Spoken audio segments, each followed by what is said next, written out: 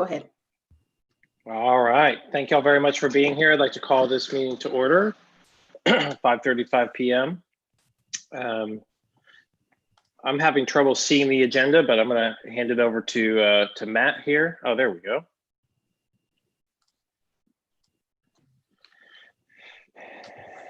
All right. The first item on the agenda is approval of the agenda. We had a few last minute additions. Did everyone get a chance? Actually, those things are, I'm being told, are coming off. Oh, okay. Sorry for the getting yanked around. Trying to get a few things done, but doesn't look like that's going to happen. So Okay. items 3 and 4 under new business are not going to be heard tonight. Well, I think that I'm sure there's a little frustration, but I think that's good because those are quite complex. So I'm glad to hear that we have a little more time to think about them. Sure. Let's go ahead and vote on the agenda. All in favor? Got some people on mute. Everybody's muted. Is there anyone? Let's say any nays. All right. The agenda passes. And next item here is the approval of the minutes from our previous meetings. We have 2 meetings here. Does anyone have any comments on the minutes from those meetings? Nathan, real quick. Yeah. Let me see if I'm missing something here. I'm trying to see, do we have, okay, there's Hal. Just want to make sure we had a quorum there. I wasn't able to see I think everybody. the only person we're missing is Whitfield. Is that right? Okay. And then and Megan. Okay. I wasn't able to see everybody. Is Megan here? No. No, Okay. missing Megan too. So. Okay. Sorry, Dr. Toole. Very good. Minutes, previous meetings minutes. Yes. Does anyone have any comments on those minutes? No. Corrections? No? All right, wonderful. I would move approval of the minutes of the meeting of February 25th. I'll second. We have a motion and a second. Do we just need to do the ayes and the nays for this here? We don't need to Ayes call are the roll. fine. Okay. Any opposed? All right, motion passes. We also have the minutes from May 6th. Need a motion to pass those as well.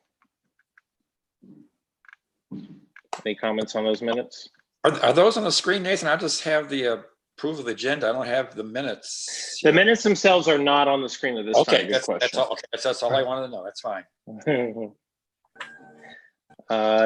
Jay, did I hear so moved? Yeah, I'll move to pass the minutes. I'll second that.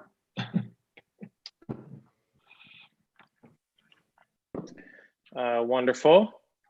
All right, we have a motion and a second. Any opposed? All right, the motion passes as well. So next up is old business. Things have been pretty quiet around the historic zoning world given the pandemic, but Matt, do you want to update us on these old business?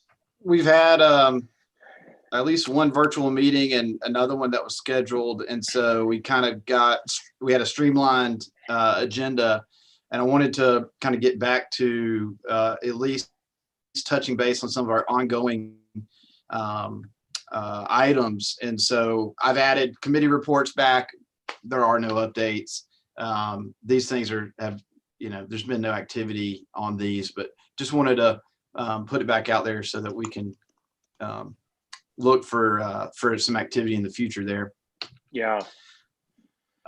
With staff up, is there any questions about committees or any statements? Can I just make some information about the West Lawn? I sent that information to you, and I did to Mr. Tedeschi, but I have not heard back from him. It was the same information I sent to you, Matt. So I assume he got it, but I have not heard back from him yet on that. Okay. I missed the information Ms. Black sent to me. Right. Yeah, it may have been something they already had. I'm not sure. The one other note that I'll make is the design review committee the Downtown Design Committee has been very actively working on the Downtown Breezeway project. And that was one of the items we had on the agenda, but we can, if we're not going to take action item, I could still introduce the information just as an information item. Chairman Brand, as you mentioned, that there's a lot of moving parts there, so it may be helpful to have a month advance to look at that before taking action. But so that's something the Downtown Design Committee's been working on. As far as updates, I've got a list here. I don't know that this is exhaustive, but these are items that have been approved and some updates on them. The breezeway wall is finished. That is in the breezeway redesign update as well. I have some photos there.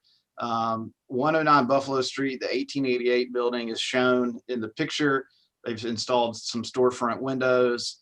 So that project's moving forward.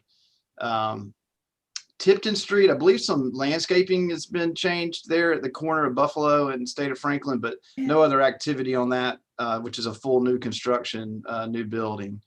709 West Pine Street is the pool house and pool that was waiting on some of our code revisions, which we're going to get into later in this agenda. So that'll provide an update. They've been waiting on that. 236 East Main Street. I've been by there, but I haven't seen if they've painted yet. That was the real estate office downtown that was changing the green to kind of a cream color. And then 323 East Main Street, that was the new or the first phase of the Henry where they had removed some columns. There's been no activity on that. But those spaces have been getting filled, including 325, where the sign has gone up. That was approved at our last special called meeting. And then there's been no other activity on Southside Elementary, which was approved at our last special called meeting. So those are just some brief updates. Want to kind of continue to keep an eye on these things and make sure that we're watching and making sure folks are doing what they're supposed to be doing. I've had several staff approved COAs that have all been like in the last 10 days. And so one of those also involves the Henry. It's going to be a lot of moving parts with that project. Once they got into the Sears building, they had some issues with the roll-up door. And so instead of trying to keep that, they have proposed to replace it with a glass storefront there. So since that was a replacement, that was staff approved. 215 East Main Street, there's a new owner of this building who is going to remove all the paint. And that building's been painted for some time, and restore it back to its original brick. So that's exciting. And we've discussed the process for paint removal and using kind of best practices for that, so as not to do damage to the historic brick and mortar.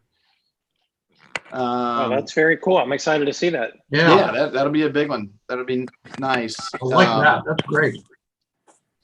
The 238 East Main Street, Dos Gatos Coffee Shop, they are installing a service window, like a sliding window in the back on the downtown square side. So it's right under the kind of the breezeway on that side. And so that's a replacement window as well. So we got that approved. A temporary banner at 308 East Main Street. This is a new business that's in the works. There's a lot of renovations involved in this building.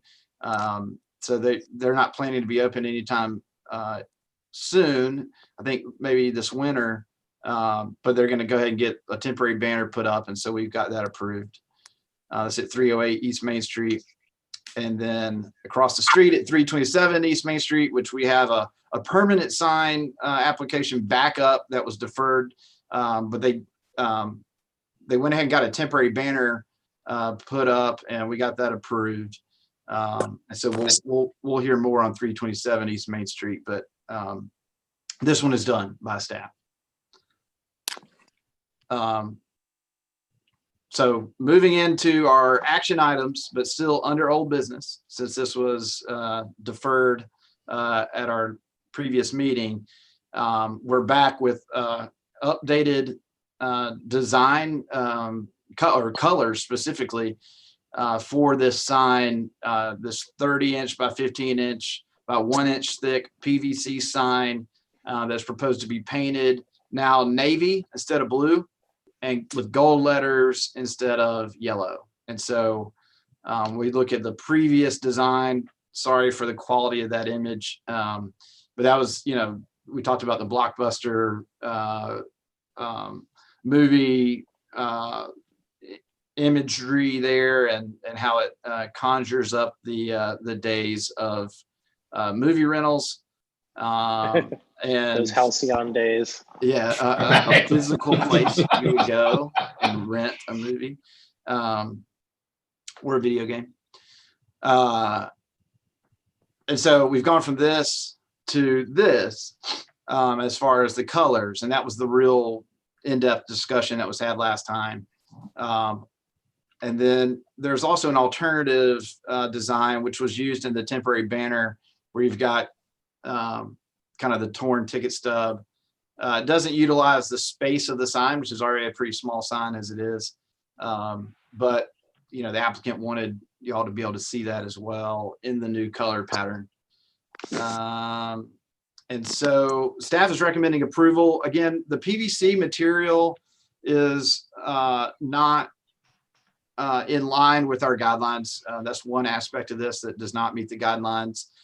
But the sign is small, and the way we treated this with the previous applicant, if you recall, was that we gave a conditional approval for 12 months.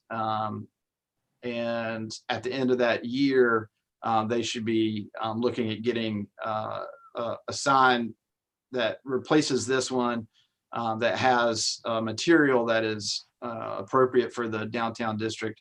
And if it were to show signs of wear or decay or weathering prior to that 12-month period, then they would be asked to go ahead and replace it at that time. So that was done for a neighboring unit here, and so that would be staff's suggestion for this one as well. But staff is in favor of approval of the sign as shown. Matt, Yes. quick question. So how does this resolve the issue of the primary color forward issue with the design guidelines? So We show primary colors as yellow, blue, and red. And so the idea is that this is ETSU colors, and it's navy and gold. And so it's not a basic yellow and basic blue. So the conversation that we had last time was that this was a graphic coloring and a very primary colored sign, right? That was incongruous with maybe the historic looking design or aesthetic of other buildings. So I'm asking what's changed in terms of color palette. So maybe it doesn't meet the exact things that you're talking about, but it's still very graphic. It's still very bold. It's still very, it doesn't seem to be historic in a lot of ways, right? So is anybody else getting the feeling that this is out of place, or that this is a little graphic, a little flashy? I'm just kind of curious about the aesthetic of it compared to what we're trying to create with downtown.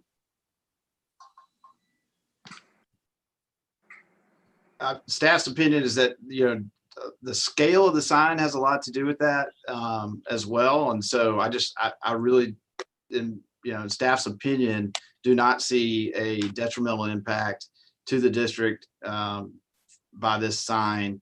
And I think that the newly proposed colors go a long way towards having maybe a classier type of color pattern that's more in line with the standards that are across the district.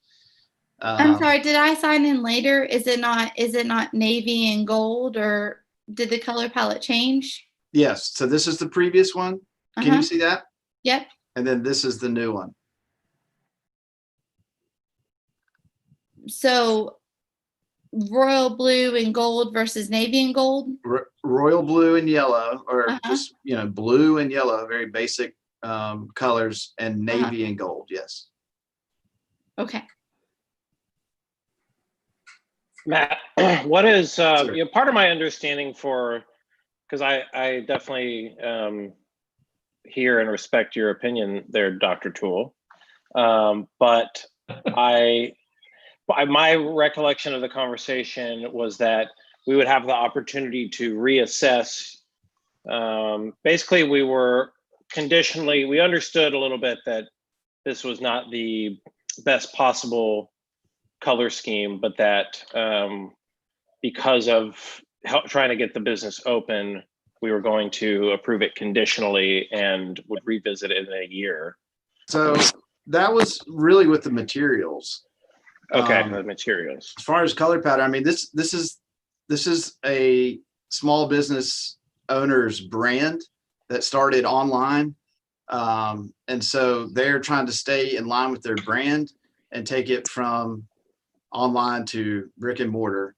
And so with the pushback from the previous meeting regarding their blockbuster replica type of logo, they then incorporated a local ETSU color pattern to kind of complement the previous design and their current branding with something that is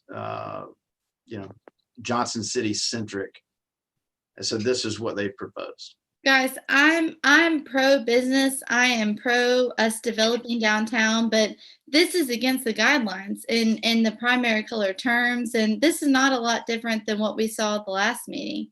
I mean, I don't see how this particular graphic is a lot different from what we saw earlier, aside from a white border and a ticket stub outline. I mean, I see the half moon circle on the left, but I think what we're talking about is a color palette. And, we have a primary color element to the design guidelines that we've advised. I don't see how it's a lot different from what we've already talked about. Can y'all see the design guidelines? I Yes. can. Yes. Okay. I just wanted to pull up that page. So we're referring to the design guidelines specifically.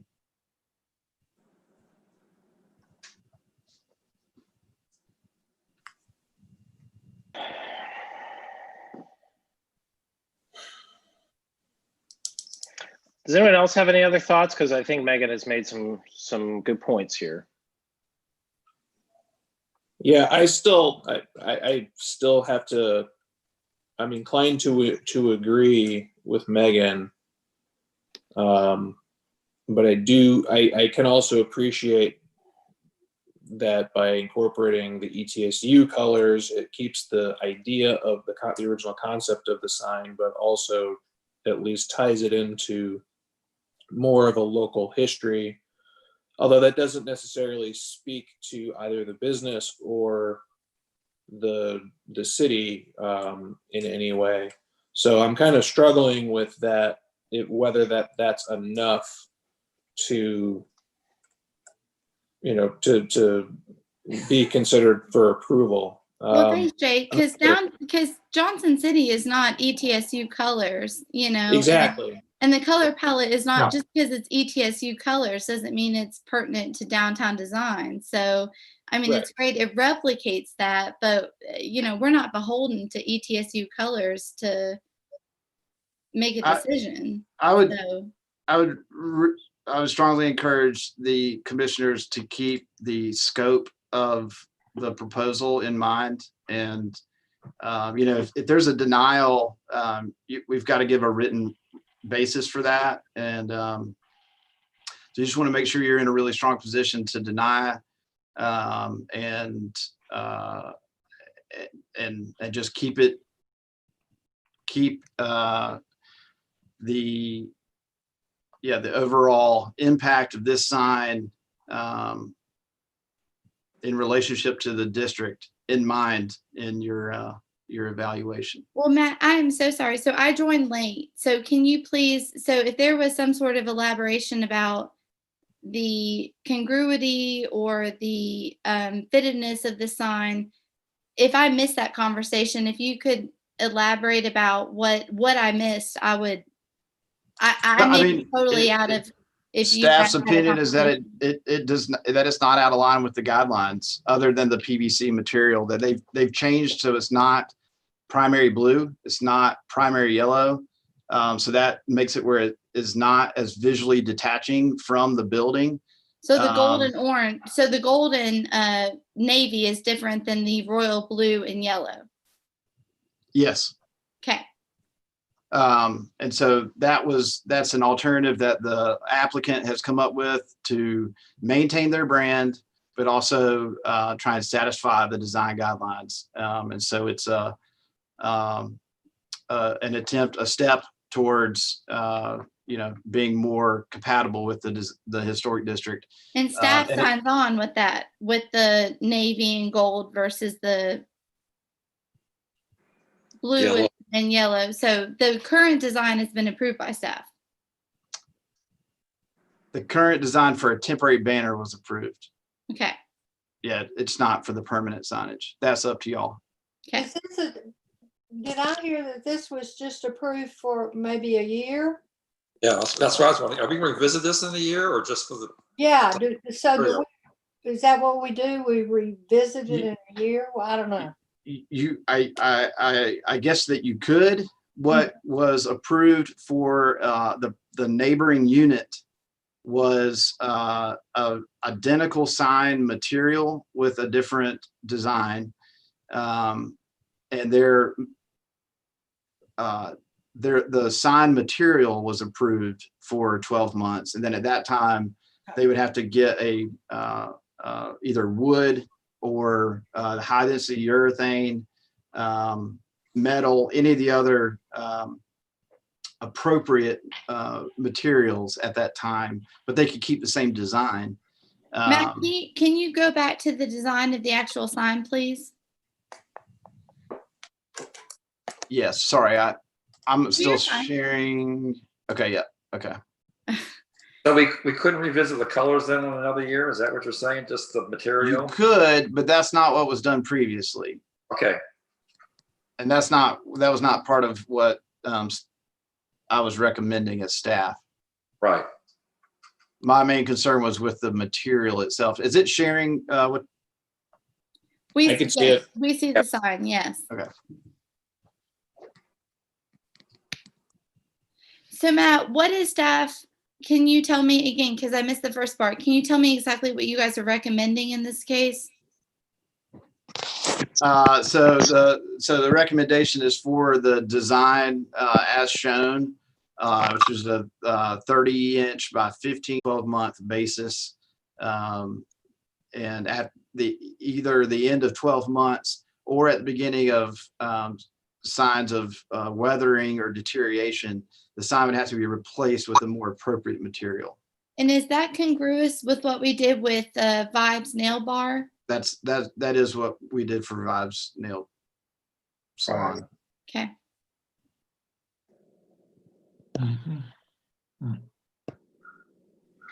I mean, I'll be forthright in saying I do not love this color scheme. I find it graphic, I find it abrasive, and I do not find it congruous with a historic downtown. So, but we also did approve another sign temporarily with other colors and design for a year. So I'm open to what other folks think. I mean, I'm having a very visceral reaction to the sign. This is not what I would think to be historic or in line with the branding that we're trying to do for downtown, but we have also already approved another sign that is similar. So Megan, I'm open to what other people think. would you like more muted colors, Megan, then? Is that what you're saying? One more time. I said, would you like more muted colors? Yeah, I mean, I think the move from royal and yellow to navy and gold is a little, it's formal. I don't know if it's effective. So again, your decisions need to be based on the design guidelines. So Well, the design keep that in guidelines mind. are not dual primary colors, right? Well, I Excuse me? think the argument that Matt would make is that they aren't primary colors. They are Yeah. navy and gold as opposed to yellow and blue. And I can see that. And I Right. think that's a fair point. I do think that's a fair point. I think I would side with Matt on that issue. Well, But I certainly That's the take your basis. point.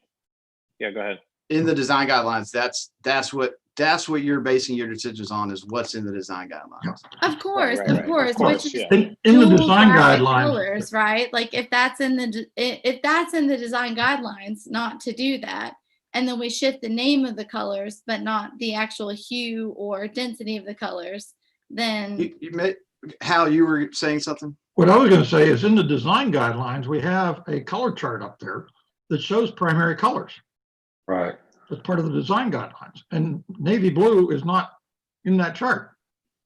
at all. Yeah, you're talking, if any type of blue, if this is not different from this, then because it's still in the blue family, then any blue would be off limits. no, but And Matt, any if we're yellow also would be talking off about the limits. fading of, so look at this right here, right? If we're talking about the navy and gold and it fades in the sunlight too, go back to the last slide, please. That's what happens. I mean, If it fades, then it has to be replaced with a more sustainable material. I just feel like, if the guidelines are fairly specific and if we change the color of what the colors are, the name of the colors of what they are, if we're trying to make a specific case for this business and we want this business to have signage and branding, that's one thing.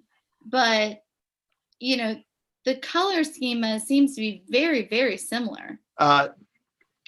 Chairman Brand, at this point, we need to have a public hearing and then and circle back. So I want to make sure the applicant gets a chance to speak and that we're following proper procedures. So I would suggest, I'll just make this comment real quick, that if anyone in the public is listening or following along and you want to weigh in, you can send me an email at the email listed and or call in the number below that with the meeting ID and password and join in on us. So I've got my email here and we can give the applicant a chance to speak. Yeah. Is the applicant here? Yes. Just state your name and address. Thomas. I lost Still there? him. Yep. Thomas? You're Can you muted, hear us? Thomas. Oh, yeah. Oh yeah, I'm back. Hey, Yeah, it's Thanks. Thomas Guthrie, 327 East Main Street. thanks for joining us, Thomas. Yeah. Have you been listening to the conversation thus far? Yeah, I've been in the meeting the whole time. Oh, great. Well, do you want to go ahead and, tell us a little bit, speak to some of the points that have been made thus far, and then we can ask you some direct questions? I don't really know what else to say, really. It is ETSU colors, and on this street, there's a massive building that's painted ETSU colors. I'm right beside Hands-On Museum, and their entire thing's blue. And just, I don't know what else to do color-wise. I've had this logo for like 2 years now, so I don't know what else to do, really. So, I don't really have much to say. Okay. Does, Can I just say real quick too, as a vocal participant in this, Thomas, I'm not opposed to you, the business, the colors. It's just, you know, going by the guidelines and continuity of downtown. That's what's the motivator here, you know. So I hope that it's not taken personally or. I mean, it's not taken personally. I just look Okay. around and there's a lot of blue and there's a lot of just stuff you're saying that's like not approved. I see it literally everywhere in downtown. Like that is before a lot of these guidelines came into place. So there is a lot of regulation and a lot of continuity that has come to bear recently, right? So we're dealing with a lot of stuff that has existed before this body was able to rule on it. And so I understand the frustration. I do. So I want to make sure that you understand that this is not a personal attack against you at all. Yeah, I mean, I don't know what do you want me to do? I mean, I don't. well, yeah. I just look at, like I said, I look everywhere and everything's blue and yellow. And now I guess there's new guidelines to where I can't have blue and yellow in my logo. And it's just, you know, I run this by myself. I do this all by myself, and just having to just deal with this on top. I mean, it's just tough. So, I mean, Of course. this is the third time. And I was told last time to just change the color blue and change the color yellow. Now I've done that, and now it's still not good enough. So, I mean, I'm frustrated. And Of course. like I said, I'm literally in my store right now trying to run my shop, and I'm doing this as well. Hey, we appreciate what you're doing, Thomas. We really do. We really, really do. Nathan, I'd Yeah. just like to comment on this. I think there's two issues here. One is the specificity of, is a primary color or not? And that's something that can be argued visually all over the place, back and forth. Yeah. The other thing that I think is a huge consideration on this is this gentleman has started a business online 2 years ago. He's established this as his logo. And we do not have the authority to tell him he's got to come up with a new logo. Mhm. That's where I'm coming from on this. And I'm not changing it. I'm not totally pleased in a way. I think maybe changing the type font or something, but at this point, I look at this and say, hey, if I were in his position and I had this out there and I've been using this as my logo in a business for 2 years, and just because I'm moving into the historic district, now I've got to come up with a new logo? That is not going to fly. Hey, can we see if there's any, if we have any other questions for the applicant and any other folks who want to weigh in from the public? Yeah. Have you gotten any emails, Matt? No emails. Any questions for Thomas? I do. Thomas. Yeah. Thank you, Thomas. So we talked to you the last meeting, right? Yep. You're doing your best. What is in your power to rebrand this image, if anything? The colors, the graphic, because last time we talked, right, there was a lot of flexibility in terms of cutting off the tab, taking out the white, you know. So what are we looking at here in terms of what can we do? I mean, you tell me. There's been I two. don't know what else. I don't know what else to do. I mean, like, I don't really want to change the colors of it. I don't want to change anything about it, really. I mean, I literally don't know what else to do. Okay. There was one alternative submitted along with this, which is shown. This one Oh, right with here, the- Matt, with the the one tear. with the ticket stub and the broken off. That's right. Well, if no one else has any other comments for Thomas, I'm going to go ahead and close the public hearing if you haven't gotten any emails, Matt. Yeah, no emails, and no one else has called in. So Nate, I would Okay. like to, I just have one question for Thomas. Thomas, thank you for all your effort first. I know this is not an easy gauntlet to run. I was curious if comparing the preferred submission to the alternative design, I think that the original proposal is more appropriate. Yep. And I think in my mind, and Matt, could we flip to the image showing the sign in context? I'm not sure where in the deck. Yeah, there we go.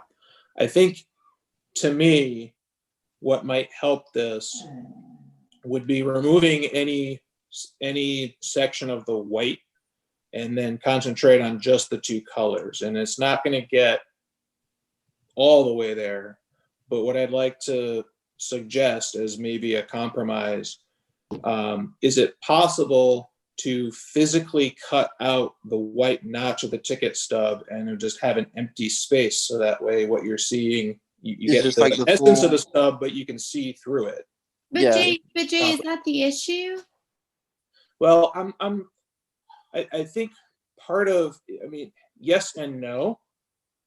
I think part of the issue is that this is absolutely a bold graphic sign, which may or may not, we're trying to decide whether or not that qualifies. But I think if we can delete some elements of it to make it a little more, more of, I guess, more solid feeling, because to me, what this feels like is an applique. Yeah. And I think what might help is removing that feeling of an applique. And so that's kind of where at least the approach that I'm coming from. And I do agree with Matt that although we may not like the colors, that the difference between the true primary colors to the revised proposal to me is apparent. And I've looked at it on a few different screens, and it's apparent to me there. So I would think that as long as that reads through in a physical presence, then I would have a hard time arguing that it hasn't been addressed. I mean, I'm not saying it hasn't been addressed, but I do feel like from a common passerby, the change of colors has not been enough to change the perception of somebody walking down the street or participating in the economy. I am not into the store. If we want to, I'm sorry to cut you off, but we need to close the public hearing if we're going to move on to discussion. Sorry to cut you off, Commissioner Toole. Okay. Just want to make Oh, sure no, we follow proper that's procedure. Yeah, absolutely. We'll go ahead and close the public hearing at this time. And I do want to take this in a direction of wrapping this up. So I think we've heard a lot of good points. I definitely agree somewhat unwillingly on the point about the primary colors versus the colors that are being presented. I think that this could be, a point of further discussion at some point in the future. It's an interesting topic, but I do think it comes down pretty squarely on the side of not being primary. That being said, I think it's time that we entertain a motion, as we do have some other business to get to. So if anyone has a motion at this time, or if you'd like further discussion, I'm certainly amenable, but.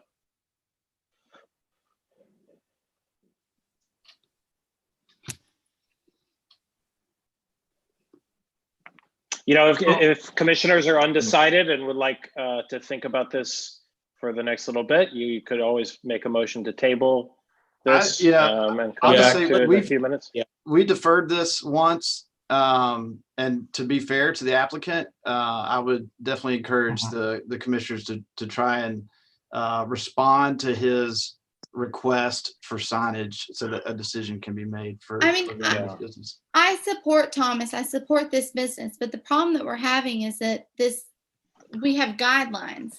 And so we're coming up against business and their interest in guidelines. And we're being asked to make a very difficult decision in terms of supporting a new business and also enforcing and or opposing existing guidelines. This is really tough. I agree with you, Megan. Yeah, I do. I hear that very much so. I would say, though, that from my perspective and maybe the perspective of others, we would need you to point to another guideline besides the primary color guideline, because I don't think that one will hold water. So if you can point to another guideline, I think that would be very helpful. Okay, I'd like to. I hate to live in the day where navy and blue and gold and yellow are somehow the loophole to the exception, but I've wished Thomas the best from the beginning. I hope this business is successful, but I also think that this is going to set a really slippery precedent for us moving forward with that particular statute in terms of primary colors. I think we're going to have a really hard time. So, Well, I would like to just add in, Megan, I understand where you're coming from on this, in terms of a little bit on the color. When you're dealing with historic zoning, in any conversations and training I've had, it can become a very, very touchy issue. I don't know how many times I have been told by people from THC and the National Association of Preservation Commissioners that if you start trying to dictate specific colors, you're asking for trouble. And I think, what we have here is a fairly good way to do this. We have definitely described what primary colors are. Now, we could take that one step further and list specific range of Munsell color theories, but I don't think I want to go there. well, And to me, the biggest factor here is we're trying to achieve this. We're trying to help him. And I'm not totally satisfied with his current proposal with the gold and black. I do have a bit of a problem with the font. I think it could be a different font. But the bottom line to me is to try to force too much of a change here is we're telling him your logo can't go up on the storefront.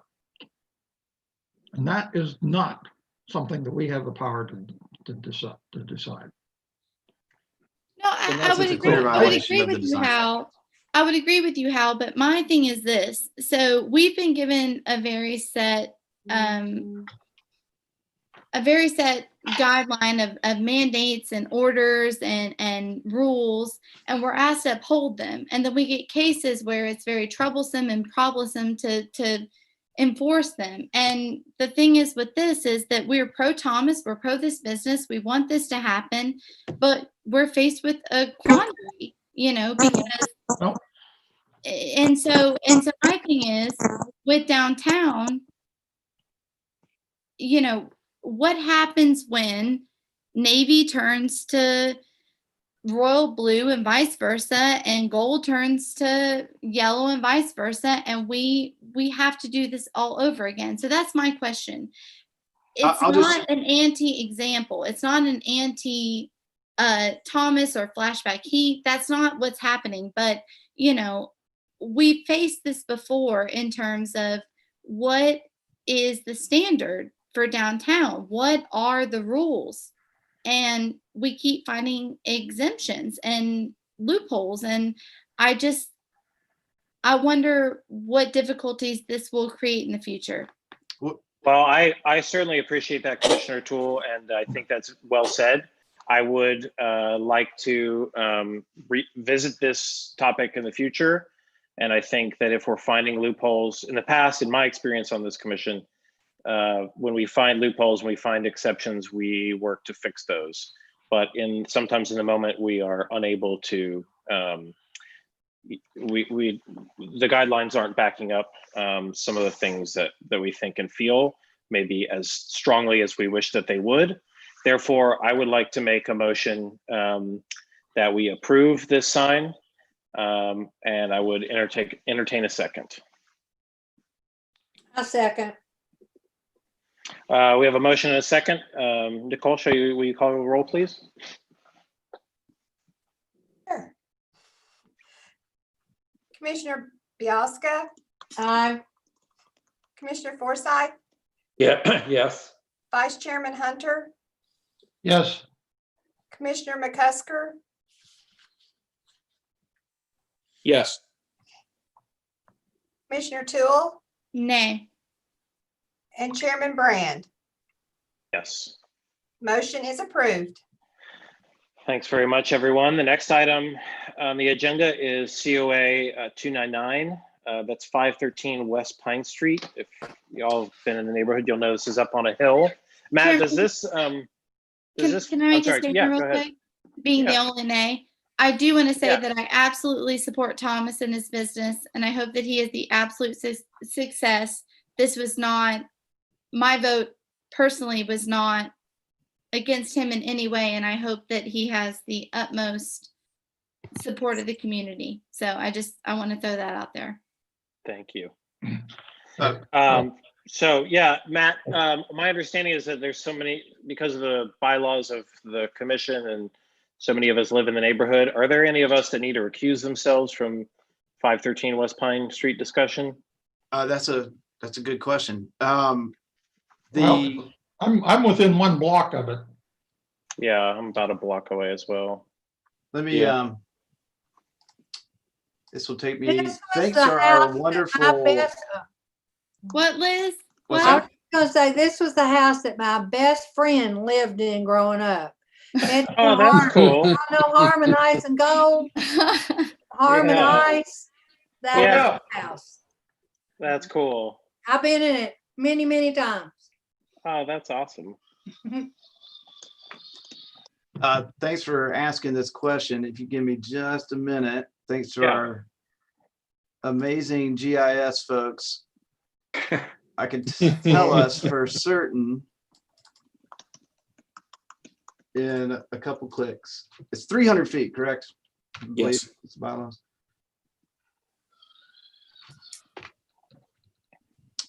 So it goes right to the edge of Severe. It crosses the south side of Locust in the 500 block. It does not get to the north side of Maple. Okay. So I'm not seeing there's no conflicts on this one. Okay, wonderful. Great. Wonderful. It doesn't get to the 400 block at all. Okay. So everyone is cool to stay here. Fine. Is that an official term? Cool to stay here? It's cool to stay here. Yeah. It's, I endorse it's it. the opposite of recusal. It's just not a big word for it. Recusal, whatever that is. So this is a wooden fence for the front yard at 513 West Pine Street. The diagram there shows the outline of the fence and how it would wrap around the perimeter and then come up the parallel to the steps that run through up the center to the house and have a gate there. It is a kind of a wide picket and has the treatment at the top of the picket, a traditional style of fence. And so looking at our design guidelines, there's a couple things that stood out, and some of this was not in your staff report. There's things that I came across preparing this presentation, but as far as the fence material goes, it's shown as an appropriate style of fence. As far as the height goes, it says all new fencing visible from the street should be kept within the characteristic of the neighborhood. Fence height should remain at 4 feet in the side yard and 6 feet in the rear yard. And when I read that, I said, well, what about the front yard? And so I then found another reference where it's not a design guideline, but there's a statement: grassy yards are unobscured by fences. But nowhere does it say that fences should not be in the front yard. So then I found this other diagram under inappropriate site / house layouts. It shows this this house that is fronting a side street and not oriented towards the main street. And in depicting that, they've shown what would typically be a fenced area in on the side or rear of a house, shown fronting on the main street. The comment that's made does not reference the fence. It just says houses not maintaining the orientation and setback toward the major street are inappropriate. And so you also, what it's showing is that the house is not set back as far as others, and that it's facing this side street. Does not mention the fence. Without a clear indication of it being inappropriate to have a front yard fence, then I think, we kind of use what we have here to guide a recommendation. And so because the topography, a 4-foot fence would actually still reveal the front yard, the grassy front yard, and the width of the picket would also still reveal that front yard. But it certainly would be different than what most of the houses in the neighborhood have, but there are some other front yard fences. Man, I'm yes. assuming that's a fence there on the front there, right there? On the front is some post. Oh, just posts. Yeah, so this project was started, and then the applicant was notified that the COA process was needed. And so he stopped the project where it stood. But not, I advised him not to remove the post, not to go that far yet. Okay. And so we're moving forward with this request. And so this will finish it off, then, is what you're saying, right? Yes. Okay. So staff is recommending approval due to the topography and the appropriate 4-foot height of the fence. I believe the overall intent of the design of the neighborhood and is that the front porches, the setbacks, the sidewalks, everything is oriented towards social interaction and being able to communicate with neighbors and have those interactions and collisions with your neighbors and strangers. And so with that intent in the design to nurture community, I think what's being proposed here is not contrary to that. So staff recommends approval, and I'll turn it over to y'all. So Matt, is my understanding correct that the fence goes up the hill like this? Is that what That's that drawing correct. is showing? Mhm. Okay. Would go up along the vegetation shown on the left, and then come over once it reaches the house. Actually goes about halfway back down the side of the house, and then Does it meet the sidewalk? and then cuts in and touches the side of the house, and then it would come in on the other side of the porch, on the right side of the porch, and tie in there and run parallel with the street until it reaches the side property line, and would then run perpendicular to the street until it reached the retaining wall. And then you got it fronting along the retaining wall, going back up along the stairs and sidewalk, having a gate, and then coming back down along the stairs and then back along the retaining wall to the other side property line. I'd like to ask a question. What is the relationship between the stairs and the end of the fence where the gate will occur? So I see one post set at what I think is a landing about halfway up. And I see on the plan, it calls for the fence to return up the stairs for 23 feet, which presumably, yeah, it looks like it's halfway to the porch. So what top is, of the so hill? does it stop? Yeah. But the hill and and I'm familiar with this yard. The hill, I think, is just shy of the porch. So is the proposal to stop the fence roughly where that post is shown in the photograph? I am going to measure again using one of our fantastic GIS tools. So roughly from the sidewalk, yeah, you're right. It comes up 23 feet is about halfway. Okay. Let me turn on contours and see.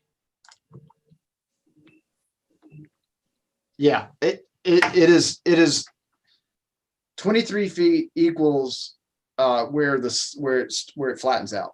Okay. It flattens out as it approaches Right. the So- front of the house, not right up at the base of the house. So there's a flat space between, and I can't see the stairs in this image. Looks like there's a tree that's covering it up, but Yeah, I think that's my been- understanding. We can also ask the applicant to clarify that. Yeah,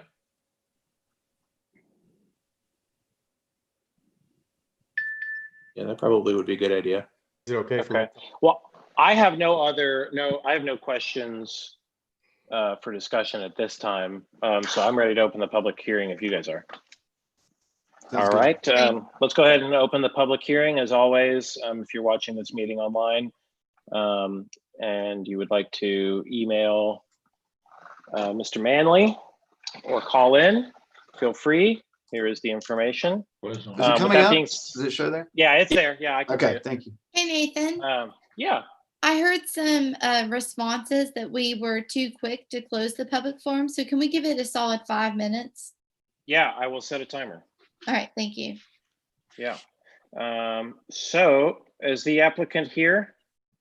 I am? Yes. Wonderful. Go ahead and tell us your name and address and we'll get started.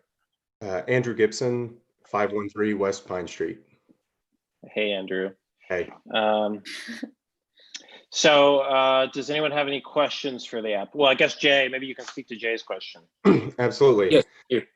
So the yard is about that 46 feet, as you see on the design schematic. The top of the second landing, so the top of the stairs is 23 feet, is about halfway. So it would go up to the top of the stairs. The reason being is that there's not really a way to cut across on that first landing without taking out the railing for the stairs.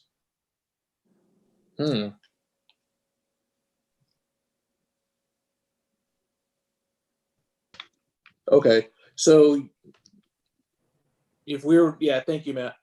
Looking at the picture, then you still have at least one more post to set before I do. that terminates. And it's flat. Yeah, I had only gotten through these first 5 whenever my neighbor across the street let me know that I needed to touch base with you guys. And so I stopped there when I talked to Matt. Okay. So I guess what I'm seeing, honestly, if it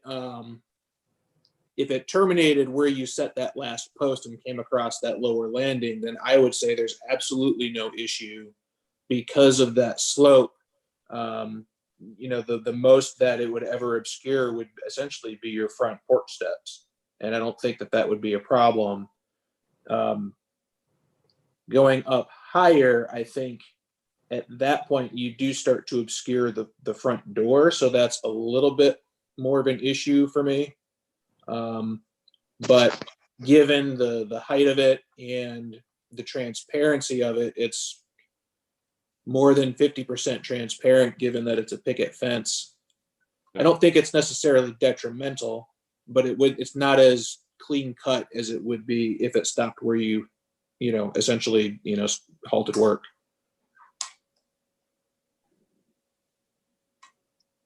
Would you paint the fence? That would be the plan, either a deep wood stain or a white paint. Obviously it's my home. I have no intention of it being, looking bad. Right. But Andrew, what is your taste level though, really? Yeah. I mean, look at the house I bought. You can tell. Nice. Okay, does anyone have any other questions for the applicant? We have 2 minutes left on our 5-minute timer for the public hearing. And I'm sorry, Andrew, so is this just in the front or is this all the way around? So it would go in the front on the right-hand side of the picture that you're looking at. It would go up through that tree line and connect to the side of the porch with a gate on that side, because I did not want to block access, because I do know my neighbor on that side and I like being able to talk to my neighbors.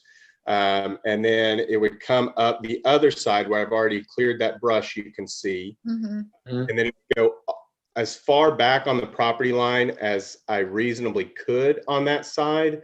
There's a large concrete pad sitting in front of the shed that I have back there. So it would stop just before that concrete pad and cut across and attach along with another gate back there. So it's not a complete perimeter around the property. It's just to enclose kind of that front and side yard so that I can have my dog off a leash. And let her. You got a dog, Andrew? Yeah. That's Yeah. a dog owner's move. Yeah, Absolutely. absolutely. Yeah. All right. And Andrew, I think that's actually how I know that front yard, because your dog has been out there, and I think our dogs have wanted to play. Oh yeah, she's still a puppy, so she wants to play with everybody. Oh, that's that's good. fun. Does anyone have any other questions or comments for Mr. Gibson? No. No. Wonderful. All right, well, we're going to give it 30 more seconds before we close the public hearing here. And we'll just, we can just wait awkwardly until then. The But no people witty demanded, banter? Nathan. The people demanded. Oh, witty banter? Oh man, I got nothing. I am glad to see that you moved to the neighborhood, Andrew. That house is really cool, and Yeah. it's been empty for a long time, so that's awesome. Yeah. I'm real It's a excited. unique- to be here. Well, All right, witty banter is over. The timer has gone off. So let's go ahead and entertain a motion at this time. I'd like to make a motion to approve. Wonderful. Do we have a second? A second. Second. All right, we have a motion and a second. Ms. Lawrence, will you call the roll, please? Commissioner Biasca, Aye. Commissioner Forsyth, Yes. Vice Chairman Hunter, Yes, Commissioner McCusker, Yes. Commissioner Tool, Yes. and Chairman Brand. Yes. Motion approved. Thanks, guys. Wonderful. Thank Thank you. Andrew. you. Take care. The next item on the agenda here is 427 West Pine Street, and I do believe I'll need to recuse myself from this one. I will as well. Yeah, we have a couple recusals. Okay, wonderful. Well, I'm gonna put myself on mute and let y'all proceed apace. You'll also have to walk out of view of the camera. Oh, that should be That's, no problem. That's the virtual recusal. So Matt, will you be introducing this topic to us? Yes, Matt, yes. I couldn't see. I heard Chairman Brand recuse. Who else recused? McCusker. Thank you. So who's left? so I'm still here as vice chair, Yeah. so I think at this point I'm running the meeting, right? Matt? Yes, that's Yeah. correct. Okay. So Do we have a Hal, quorum? Wes, Liz. Yes, me. we have a quorum. Yeah, we have a Right, quorum. four. Okay. Okay. I'm just measuring real quick to make sure we got everybody. 300 goes to, it goes east to 416 West Locust and 415 West Pine. So Matt, so I'm I don't okay. think we got anybody in there. I mean, outside of the two. Okay. So 427 West Pine Street, there's a few moving parts here related to this request. I'll start off with, there was the demolition of a garage, a one-car garage that was set, if you look at the 1929 Sanborn map, kind of right here mid lot on the side property line, and was accessed from the front of the lot. The applicant had been in touch with staff and was asking questions. They obviously have a big project going on, as is shown in that site plan on the left. So we were discussing what needed approval, what didn't, what could be staff approved. And then it came to our attention that this garage had been removed without a permit and without a certificate of appropriateness. I'll let the applicant speak at the public hearing, but essentially his comments were that the the contractor had informed him that the permit and the COA were not needed. And so they moved forward with that part of the project. Once it was found out, a stop work order was issued, and that still stands. So our, or the Historic Zoning Commission's evaluation and determination tonight will then impact the rest of the process to get this project back where it needs to be as far as having proper permits and codes. They cannot pull a permit or do any additional work until the stop work order is removed. The stop work order cannot be removed until the Historic Zoning Commission says this was okay or it was not, and some remedy is determined. Matt, Yes, when was the demolition? When did that take place? I believe it was around like May 26th. And when was the contact with you all? Which contact? So were you all previous aware of the demolition? We were not aware of the demolition. The previous discussions were taking place earlier this spring in general, some emails back and forth, conversations, I guess primarily with me. I'm not sure if we can ask the applicant if there was other conversations with the building department. That was taking place earlier this spring. And then, yeah, I believe it was the end of May that sounds a little too recent, but we can clarify. So just to But clarify, all of this is then, taking place this spring. You all had communications earlier in the spring. The demolition took place late May. That's correct. That's correct. Okay. That roughly that's the timeline. Yes. Okay. Matt, in your staff review, you do specifically say May 26th. Okay, great. Right. Nailed it. And they didn't keep in the materials in, Matt, when they just demolished it? No, I think it was all hauled off. Okay. It was gone by the time we knew anything about it. All right. I will say, so we can look at, so in the, we've got this 19, so staff did some research, found that it actually was shown on a 1929 Sanborn map. There was some question as to how old it was. This shows us or suggests that structure was there for some time. You have upper right picture here. Can y'all see my mouse? Yeah. Okay. You can see that some new doors were added to it. Down here is an older picture from a few years ago. It's kind of hard to see, but kind of looking down the driveway, you can see that some modifications were made. You can see that there's vinyl siding, and you can see just kind of the size of it.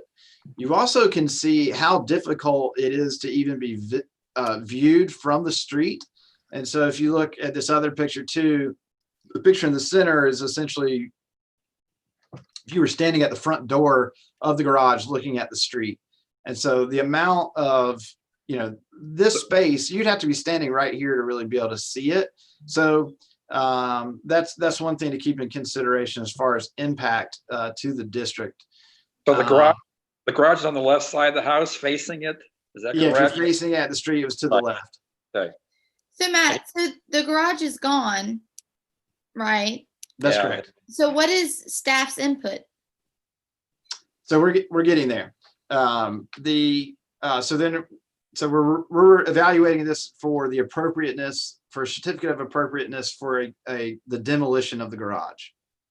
And so we look at the design guidelines to make that determination. Is it appropriate or was it appropriate?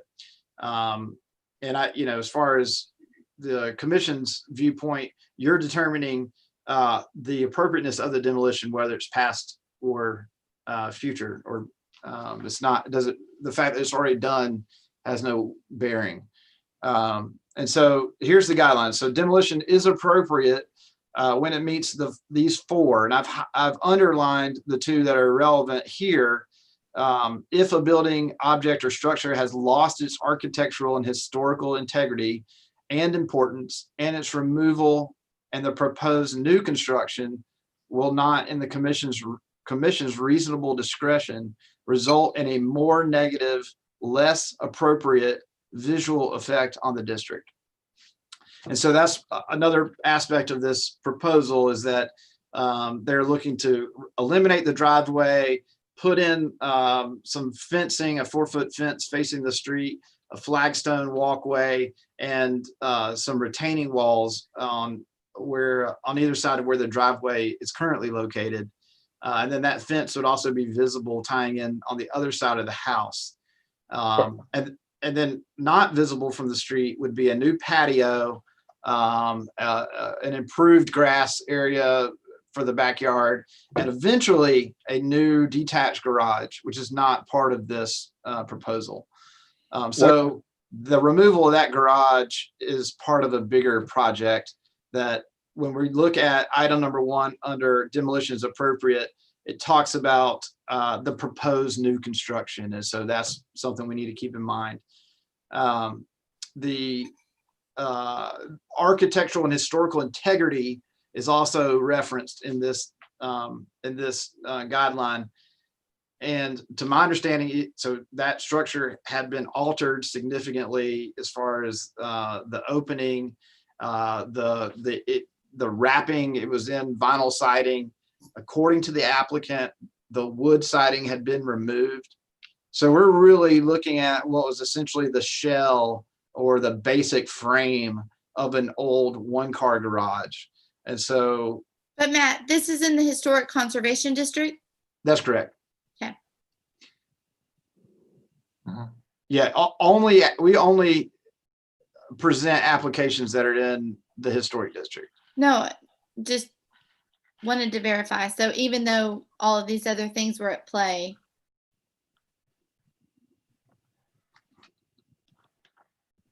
Yes, it is in the historic district. So that's number 1. Consideration of whether it's lost its architectural and historical integrity. And so, the fact that materials that made the structure had been lost to time and replaced with inappropriate materials is something to consider. Number 2, if a building, object, or structure does not contribute to the historical or architectural character and importance of the district, and its removal and the proposed new construction will, in the commission's reasonable discretion, result in a more positive, appropriate visual effect on the district. So those are things to consider if it's appropriate. You also must consider, sorry about that. If it's inappropriate, we have this list. If a building, object, or structure is of such architectural or historical interest and value that its removal would be detrimental to the public interest and the goals of the historic zoning set forth above in Article 1. Number 2, if the proposed reuse and new construction would diminish or detract from the predominantly single-family residential character of the district. Number 3, if a building, object, or structure is of such old or unusual or uncommon design and materials that it could not be reproduced without great difficulty and expense. Number 4, if its proposed replacement or lack of replacement would, in the commission's reasonable discretion, make a less positive visual contribution to the district, would disrupt the character of the district, or would be visually incompatible. And so a lot of what is listed is, what was it? What was its value? What was its impact to the district? And then what is the alternative that's being proposed, and balancing those. The staff didn't recommend a replica. Did I read that correctly in the notes? They thought it wouldn't be, your staff said it wouldn't be appropriate to replicate it. I don't know that was an exact quote, but I do recommend approval of the garage because the impact, the loss of materials, and the overall impact by the size of the garage, where it was located, where it was sited, the lack of visibility of the structure, hardly visible from the street at all, which in a historic conservation overlay, we are limited to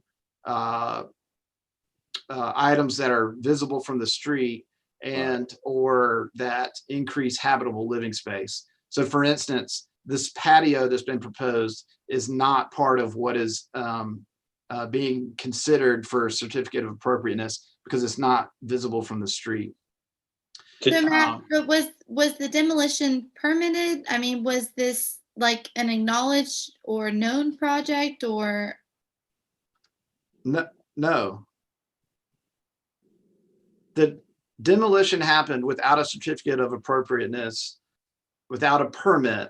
It was identified that that activity had taken place and staff was notified and the building After. inspectors went Okay. out and put a stop work order. Okay.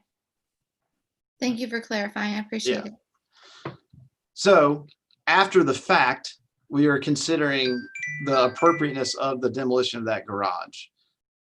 In staff's opinion, and this is a little bit out of step, but to kind of move through the process, staff's opinion is that the demolition of the garage was appropriate in light of the project that's being proposed by the property owner and the loss of the architectural integrity and its overall impact and contribution to the district. Had it been a more intact, historic structure that had maybe some more significance or more of a visual impact in the district, I think we'd be talking about something a little bit different. As I mentioned earlier, the property owner is proposing a full outdoor project that includes a new fence.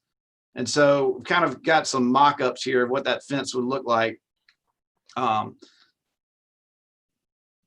believe this rendering may be a little bit misleading and it might be more correct in your staff report, but the idea is that it would be 4 feet on the portion of the fence that's fronting the street, and that the side fence that's running parallel with the neighbors or running parallel with the property line in between the 2 houses would be 6 feet. And so this image is a little off, but I think your staff report has a correct image. And you said they're going to put another garage in, eventually build another garage? Yeah, see the site plan here? That's the site. Yeah, They gotcha, have there a it is. pad there. Right. That I did take a walk there. I noticed there's a retaining wall in the back, that's right. and you can see cars above that parked up to Yeah. the retaining wall. It's a parking pad right now, and eventually they want to construct a garage. Okay, The gotcha. garage is not being considered as part of this application, Okay, gotcha. but they wanted you to know what the full vision was and what the site plan is as part of this process. And so just looking at the fence, we've got a 4-foot front and a 6-foot side, and it ties into the side of the house. Wood picket fence. It is different than the previous fence we looked at. What they're proposing is more of a privacy fence with a dog ear at the top, which is different than the picket style, which has a gap in between the post. Am I getting ahead of myself if I ask what the green is on the walkway? Yeah, we'll get there. Okay, I'm sorry. So that is the fence on either side of the house that's visible. That's all, we're only giving consideration to what's visible from the street. The next is the retaining wall. So this is my best artistic graphic interpretation of a retaining wall. This is going to replace, you can see it here, this crumbling concrete wall. It's not a very large wall or long wall, but this portion that's visible that runs along the driveway, they want to replace that with brick. The brick they want to match, they have some old brick from a previous project that's been unused, and they want to match. They're going to use that brick so that it matches the column on the front of the house. So that would tie together with some existing brick on the property. And then there's no retaining wall on the other side, but they want to match it with a retaining wall on the opposite side and remove the driveway, which is shown here. It has got roots that have buckled it and cracked the cement. And so it's not very usable. I think that's part of the impetus for this project. is that they had a driveway that was impassable because of roots and things, in a one-car garage that did not service their needs. And so they're changing the use of their outdoor space. And so this would include a flagstone walkway and just, putting grass in that space where the driveway was. Hey, Matt, has there Yes. been a retaining wall put in on the west side specifically? I don't think so, Megan. I took a walk this morning by it and there was nothing like that. That driveway is in horrible condition. So no from west, no Yeah, from you, Matt, too, no retaining wall? On the front, I guess on the west side, what is, Where your arrow is, man. yeah, Or where it was. yeah. the east side, Well, the east side, you have a retaining wall, but over here on the west side, on the other side of the there driveway, is no retaining wall on the west side. Yeah, Okay. there was there is nothing nothing there. Okay. there today, Megan. Okay. I know it's not my turn to speak yet, but part of what's confusing is the picture on the left is like an old Google Maps picture from Yeah. 10 years ago. And then the picture in the middle is actually what it looks like now. So there's a bit of a difference, if that helps. Yeah, Oh, the before is the best picture I could get from Google, but it's not in this condition anymore. Hmm. And so just referring to our design guidelines, there's not a ton to pull from, but it does reference that walkways should be of flagstone or concrete where appropriate, and new retaining walls shall not be constructed of railroad timbers or concrete blocks. So that gives us a little direction there with the proposed details of this project. And so, again, just recapping, we have the appropriateness of the demolition of the garage, and then we have the new project, which includes a new fence, new retaining wall, and the new flagstone walkway. You just say it was going to be grass around the flagstones, correct? That's correct. That's what's been proposed. I have visited the site. A big part of my recommendation has to do with the impact, the visual impact of what was done with the garage, as well as what's being proposed. Actually weighed in a little bit heavier on the flagstone pathway more than anything, because it's the most visibly apparent aspect of the project. And so kind of worked with the applicant to come up with that proposal, more so than the other aspects. Also with the height of the fence for the portion facing the street, worked with the applicant to make sure that that was a 4-foot fence and not a 6-foot fence, so as not to create too much of a barrier to passersby. But you do have a lift, you do have a topography change. It goes uphill, and so they're a little bit set up above street level as it is. But so overall, while it may not be the grandest of historic preservation applications, I believe it is in line with the design guidelines, and staff recommends approval of everything we've covered here for COA 300. Matt, is the representative here? The Yeah. property owner is Yeah. is here, yes. Can he speak to the Okay. project? Can we have, As soon as we open the public hearing. before we go to public hearing, are there any comments from anybody else on the commission? I guess I want to make sure that I have the chronology confirmed. So the structure went down before approval, Right. but we are looking to give a COA after approval, or after the structure After went down. demolition? Right. Yeah. Yes. And after the fact COA. Okay. Hearing no other comments from the commission, I'm going to open public hearing, and we have a representative to speak to us. You please identify yourself, your name and address. Thank you. Thank you. My name is Michael Larkin. 427 West Pine Street. I want to start by apologizing for the demolition. I didn't realize that that was a historic building. Kind of like Matt alluded to, whatever was there originally was mostly replaced with vinyl siding and a sheet metal roof and new doors. The inside of it was not in that great of repair. It was kind of open to the elemental on the top, and weeds were growing in, so it was really not usable. And the garage was also not accessible by my car because of the driveway. I use it for storage, but only things that were like sealed in containers, if that makes sense. I did some research and didn't see it on the original map, but didn't find the 1929 map. I found like a 1922 map or something, and it wasn't on there. The original structure in the back left corner was, but the garage was not. So I wrongly assumed that it was built in the 50s or 60s when they added onto the house. And if you kind of look at that overhead picture, the rectangle on the bottom, right, that goes up to the green square is like a new add-on to the house that looks like it was done probably in the 50s or 60s. And so I kind of assumed that's when the garage was made because they both had vinyl siding, etc. So apologies for that. I definitely didn't think it was historic. And also both contractors said that they'd worked in the tree streets and they'd never gotten demolition permits before.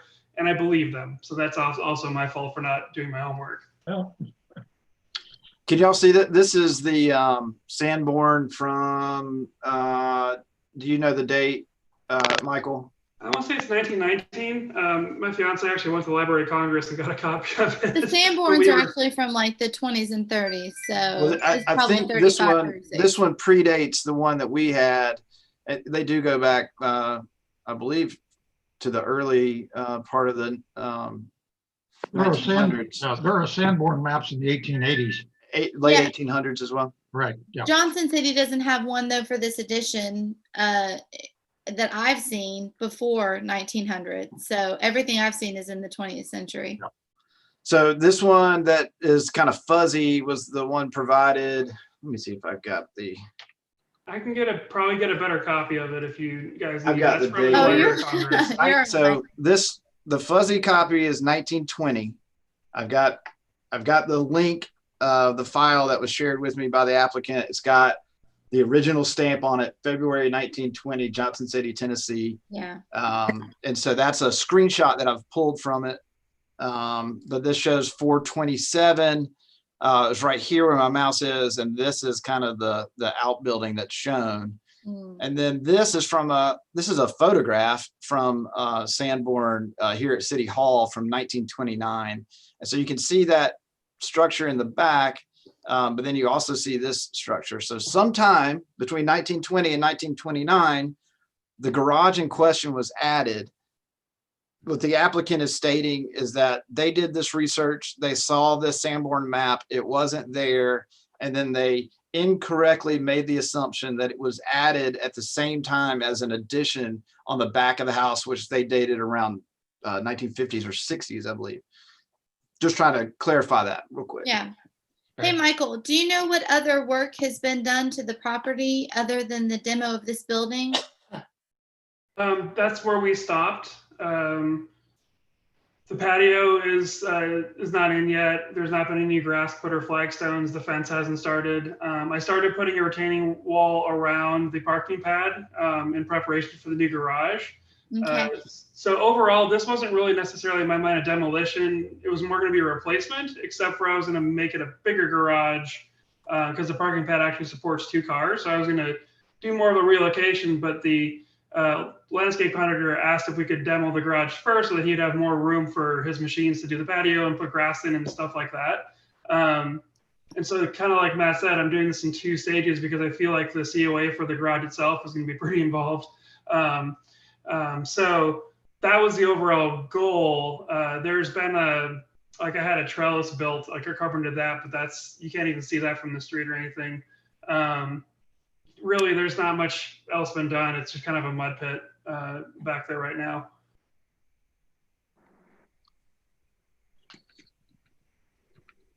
And the only other thing that is in there, but I wanted to ask about is on the side of the house, on the left side of the house, I'm gesturing like you guys can see, I know the rules are 4 feet for the side of the house fences, but I'm asking for a 6 feet privacy fence because it's right next to the neighbor's house. It's not visible from the street at all. And their windows are like right there. So if you look at, yeah, thank you. So in the proposed, the front part you see would be 4 feet as per the code, but then the side fence would actually hopefully go 6 feet. I don't know if you have one of the view from the driveway, Matt. I think it's under here. Yeah, so as you can see, where the driveway is now, I'd like to put a 6-foot fence because it's just kind of it's right up against the neighbor's house. And you couldn't, there's no community openness. You couldn't see it anyway. And all we do is stare at each other in our living rooms. So that's like the exception I'm asking for. I'm totally fine putting it 4 feet on that little section in the front. My only comment there is, as you can see, the house is elevated. So you're going to be about 9 feet off the ground anyway. So 4 to 6 feet, you know, it's going to be the same effect pretty much, is that you're not going to really be able to see regardless, but I'm happy to like state a code. That's my only comment. I think I put that in my COA is like the house is elevated several feet. So I'll say, Michael, I think we're all in the same boat in terms of neighbors seeing into our yard or into our windows in the tree streets. That's just, it comes with. Well, there are some curtains I've never opened. I'll just put it that way. Yeah, exactly. You put up things. So how long can you just kind of tell us? So how long have you been working with Matt or city planning or building before or after the demolition? I want to say Matt and I started talking in, well, I had to replace the roof on the house, and so that's when I first talked to Matt like about a year ago because we were getting leaks in the house, and so I replaced it with like brown to match. And then I emailed them. I think it was back in April. I can look at the email history, so it was probably April-ish, talking about the project. And mostly I was asking about whether or not I was allowed to tear the driveway up because it was in such terrible condition that I couldn't get a car up it, and also it's like humps, so even people's trucks can get up, but that's about it. And so that's where it kind of started the process. Then I kind of outlined what I was going to do. And he definitely did say that these things need approval. But in my head, I was thinking that was like the fence and the retaining wall or, you know, the things like that I saw in the guidelines. And I just completely missed the demolition part. So Matt did tell me that they did. So I was waiting on those things. But I was under the impression I could like clear the garage out and that like patio groundwork doesn't need approval because you can't even see it type of thing. So that's what I was going with. But then, like as noted, it was noticed, and so that kind of stopped the work. And so now I'm trying to get everything like in the right order and get back on the up and up, basically. Just I can testify that the email communication, there was nothing that was very clear that, hey, I want to demo my garage, and staff says, oh wait, you need a COA for that. That communication never happened. It was about other aspects of the project and what would need approval from the commission, what would need approval from staff, but it was never specific about this garage question. And so it sounds like a disconnect between staff and the property in question. We have had for years a huge issue with contractors that do not even understand the code.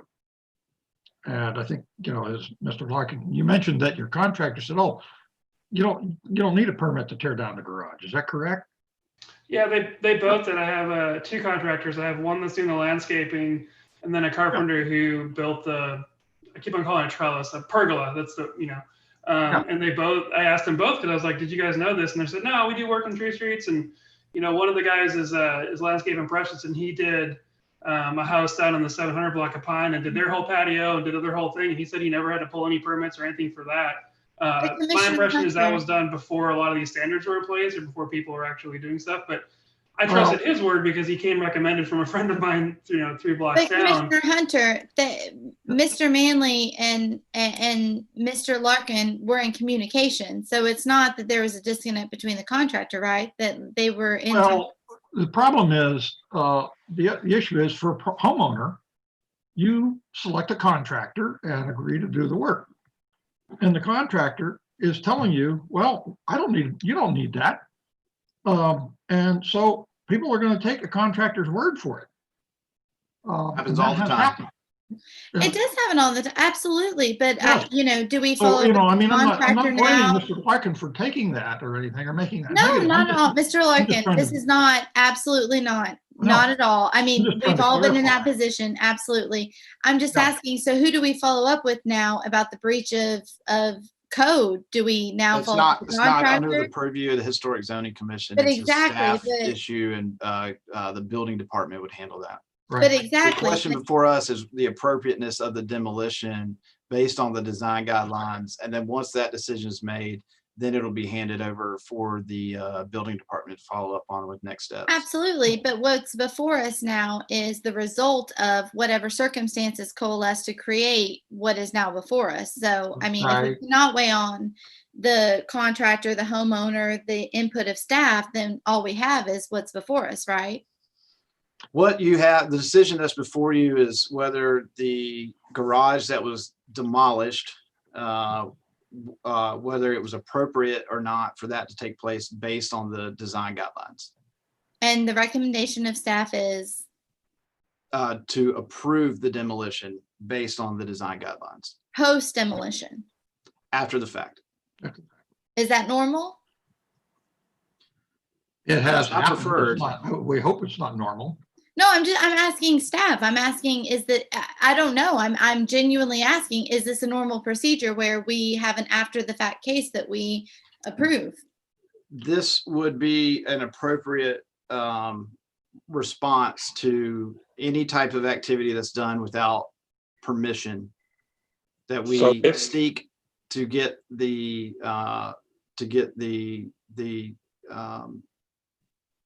activity that was done without permission to get that back on track as far as the proper approval process through the city. So I guess my concern, like I've said with other things with historic zoning, is precedent, and is it normal in our purview to approve things after the fact? And this is not against at all Mr. Larkin or what happened, because we've all been in that situation, but I'm just cautious and concerned about, you know, approving things after they're done.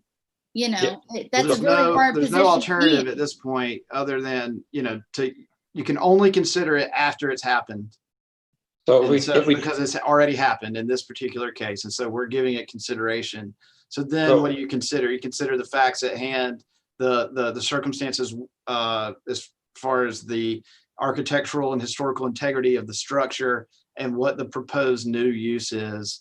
And so you take all those facts into consideration to make your determination. Well, Mr. Manley, what are our other options? So say that we You can don't approve. deny What are- or you can approve.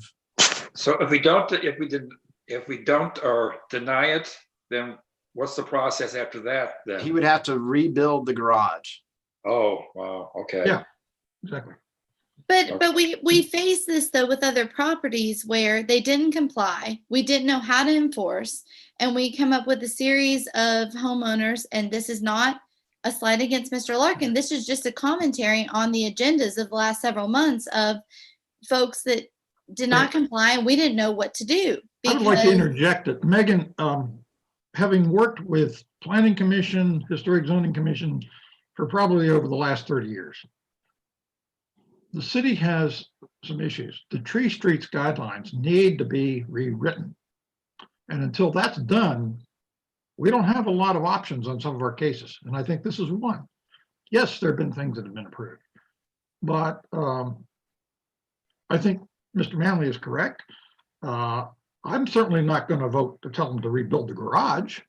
You know, so, and I think this is discussion, some of this discussion needs to happen otherwise. I would just like to ask if there are any more specific questions from Mr. Larkin or anybody else. Matt, do we have anybody else that's weighed in on this at all? Let me check. One thing that I wanted to add to the question about enforcement, if you have an issue with enforcement as a commissioner or as a resident, you can take that issue up with the appropriate staff, but it's not part of what is before you for the decision at hand for this applicant. For any previous issues with enforcement, those can be taken up on a case-by-case basis you can, contact the development services director or code enforcement supervisor, chief building official, those folks that are responsible for that. This is not personal to Mr. Larkin, and I hope genuinely that you do not feel that it is personal in any way. I'm wondering, with this, I don't like having to decide something after it's been done. I don't, it feels like a lack of civic responsibility, and it feels like an abdication of what we're supposed to do when something has been done and then we have to approve or deny it. It seemed to defeat the purpose of both the rules in place and also what we're supposed to weigh in on. So, it's I definitely understand not an ideal situation. it is not an ideal. Everyone agrees that it's not an ideal situation, but the only thing we can do now that it's done is take into account the facts of the matter, listen to the applicant, look at the circumstances, and then make a decision on whether it was appropriate or not. And then move forward from there. That's all we can And do. I would agree with that, Mr. Manley, but the decision that we have to make is multifaceted. There's not one ultimate outcome. So I don't know. It feels like a very tough spot. It is difficult. It is. This is a hard thing. And Matt, do we have anybody else on? There's no other comments on email. I don't believe there's been any other phone calls in. So Hal, no I one think we waiting. also have had two commissioners. There's that no one recused waiting. themselves. no one read. Okay. So it would be appropriate to close the public hearing if there's no more questions for the applicant. Specifically. Okay, in that case, thank you, Mr. Larkin. We'll Thank you, close the Mr. public Larkin. hearing. Thank you Appreciate very it. much. Thank you. Okay. All right. With the public hearing closed, then are there any other points of discussion as to whether we go, how we deal with this?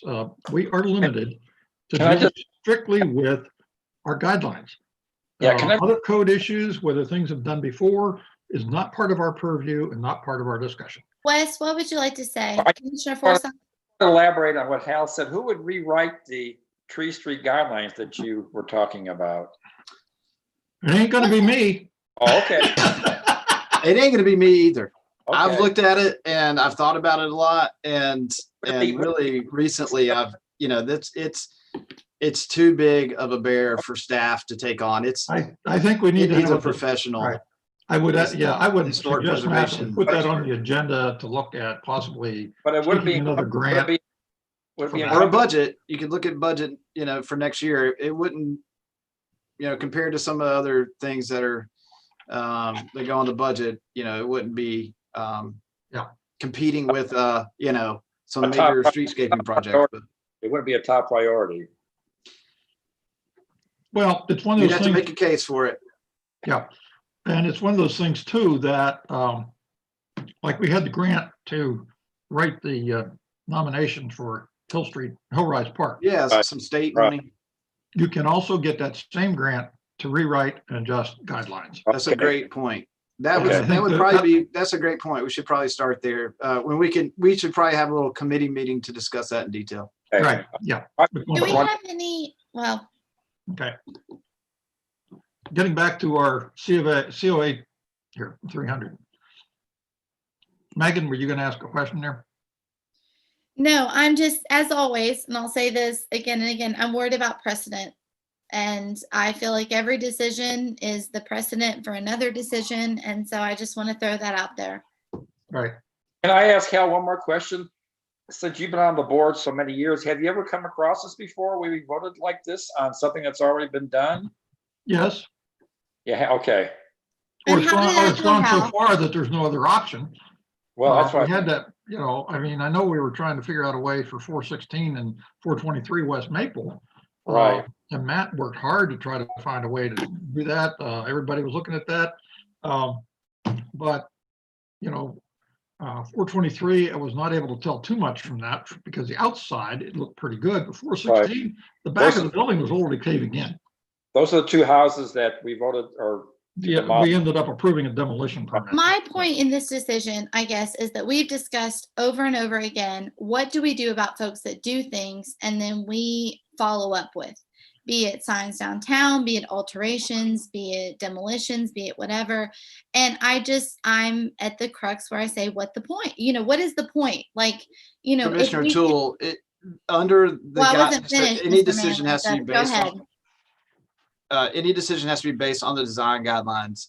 And, retribution for doing something without approval is not part of the factors that get weighed. It can't be your own. If you want to deny it because you feel like it had historical integrity and was contributing to the district in a way that's is unusual, uncommon, or pick one of these design guidelines.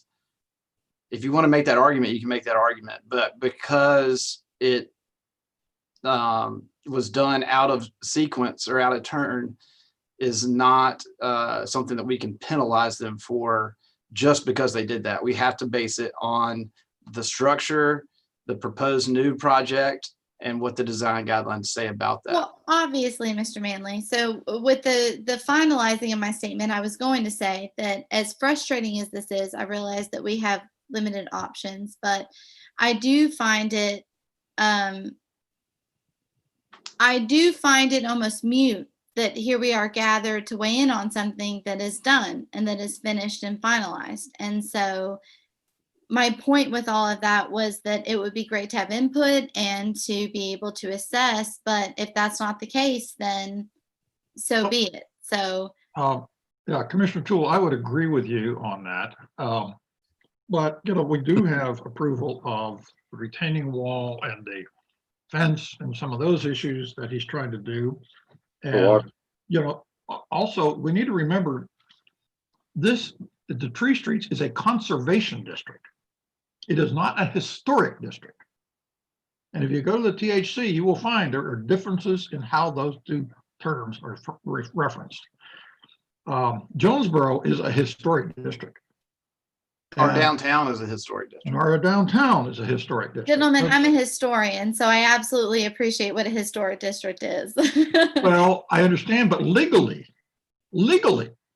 under the definitions from the National Trust and the rest of it, there is a distinction, and that distinction is how hard do you hold to certain criteria and how strict are the guidelines. And on the Historic Zoning Commission, all we can do is deal with the guidelines, as Mr. Manley has said. So, there's a lot of, I think you and I may need to have some more conversations once we get through with that darn Ash Street thing. I'm not opposing change. I'm not opposing alterations or adjustment. All I'm saying is if something is done and we have to prove that it is already done, it seems a moot point.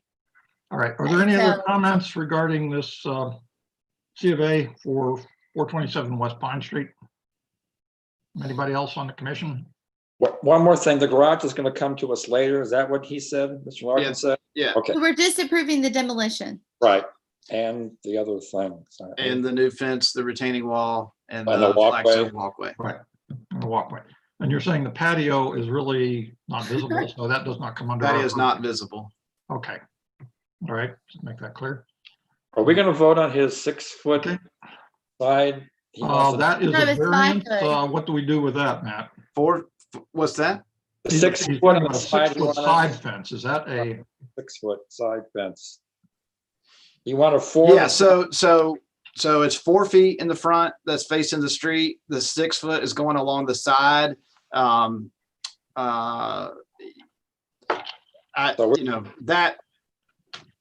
design guideline statement. Where is it? Right here.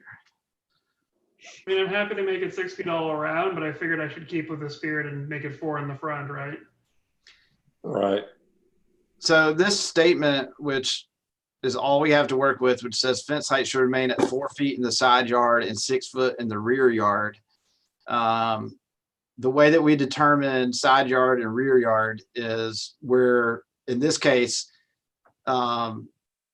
the side, according to the way that we determine for zoning purposes for setbacks, the side yard is the space between the front of the house and the rear of the house. and between the house and the side property line.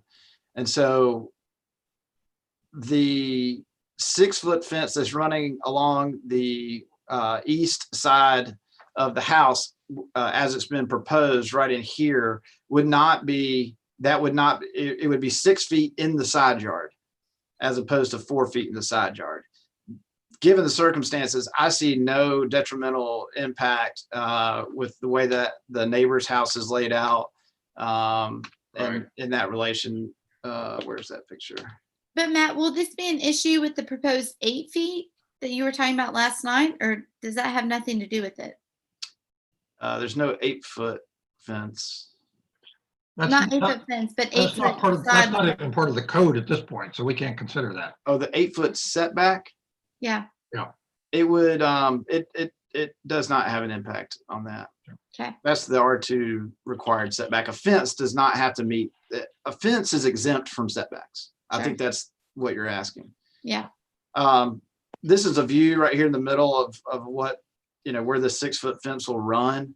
Right. And I, once it gets past that back corner, you can see right here, then it's, technically, well, there is an add-on just out of the screen here, but technically you're getting in back to the original rear yard where it's okay to have 6 feet. So from this point to this corner, we're saying it's set, the design guidelines say it needs to be 4 feet from here to here. Well, does that really make sense? Do we need to hold these set of circumstances to that standard when the applicant is asking for it to be 6 feet? And in staff's opinion, this is where we use discretion to evaluate circumstances. That's why these are guidelines and not codes or hard standards.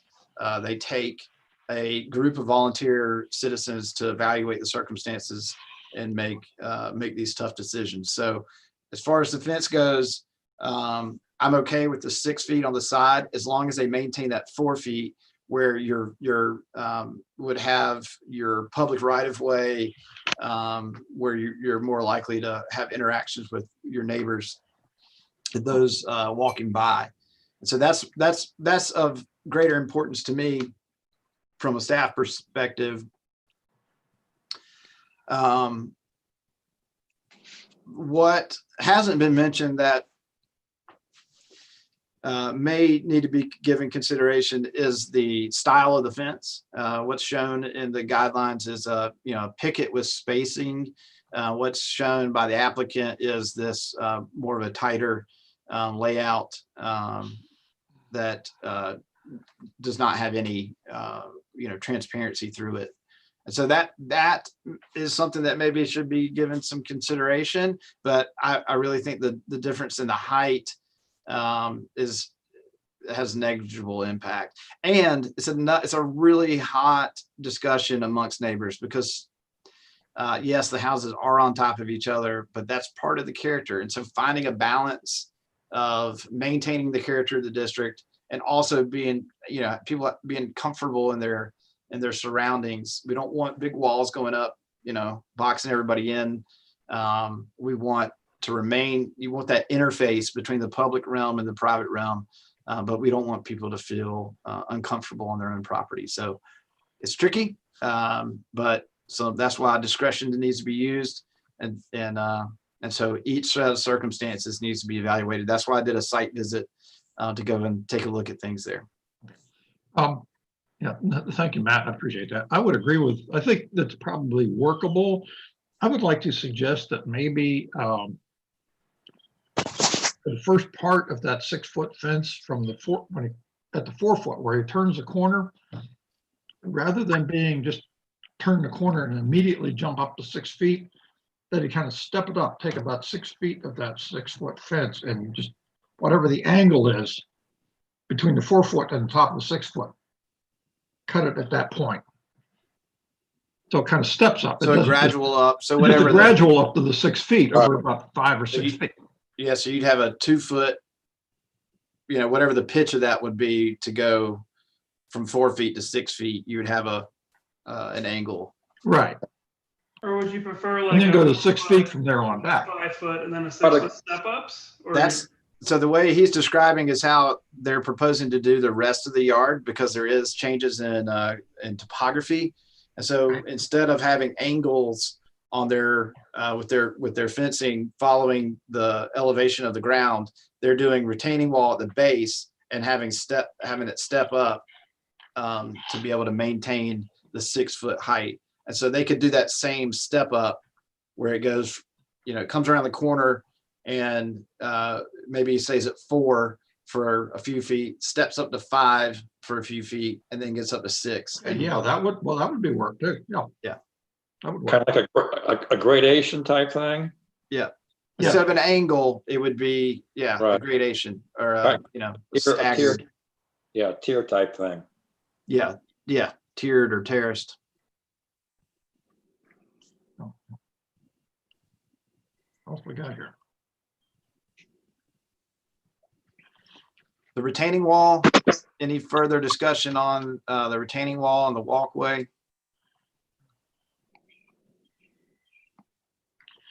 So what's I'll the have any staff comments. recommendation of all of this?